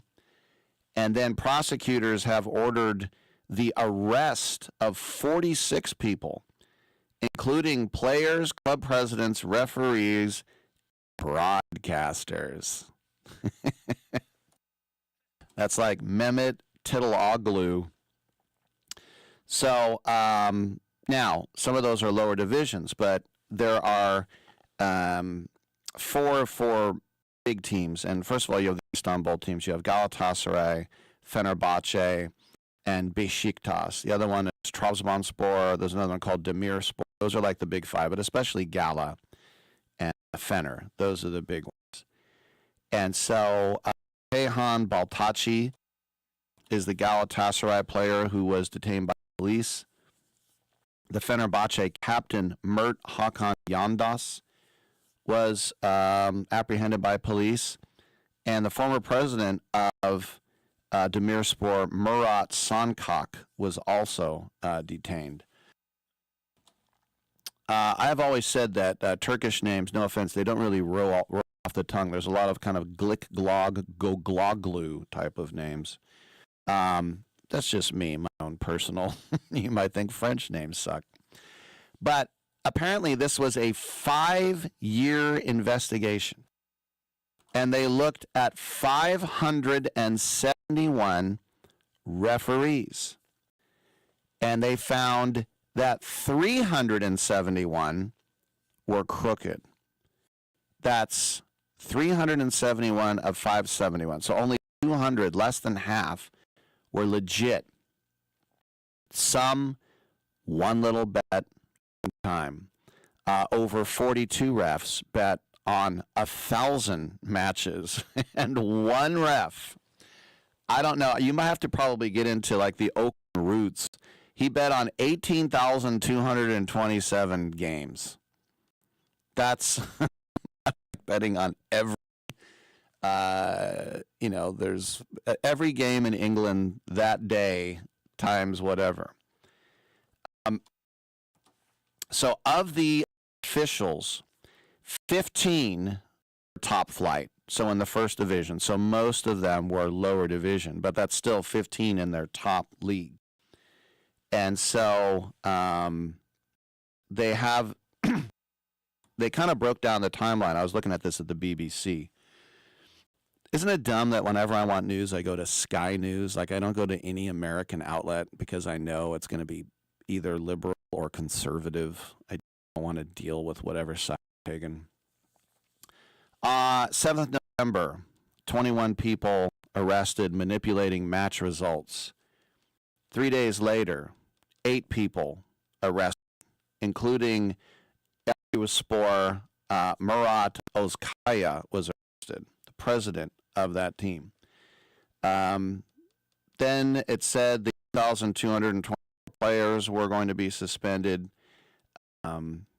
Then, because they were going into a transfer window, they asked FIFA for 15 additional days because there would be a shortage of players.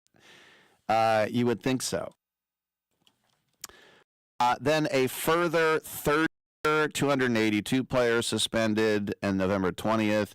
The 4th division, 638 players. This is the norm. If you're in the 4th division, 638 players, that's basically the entire league.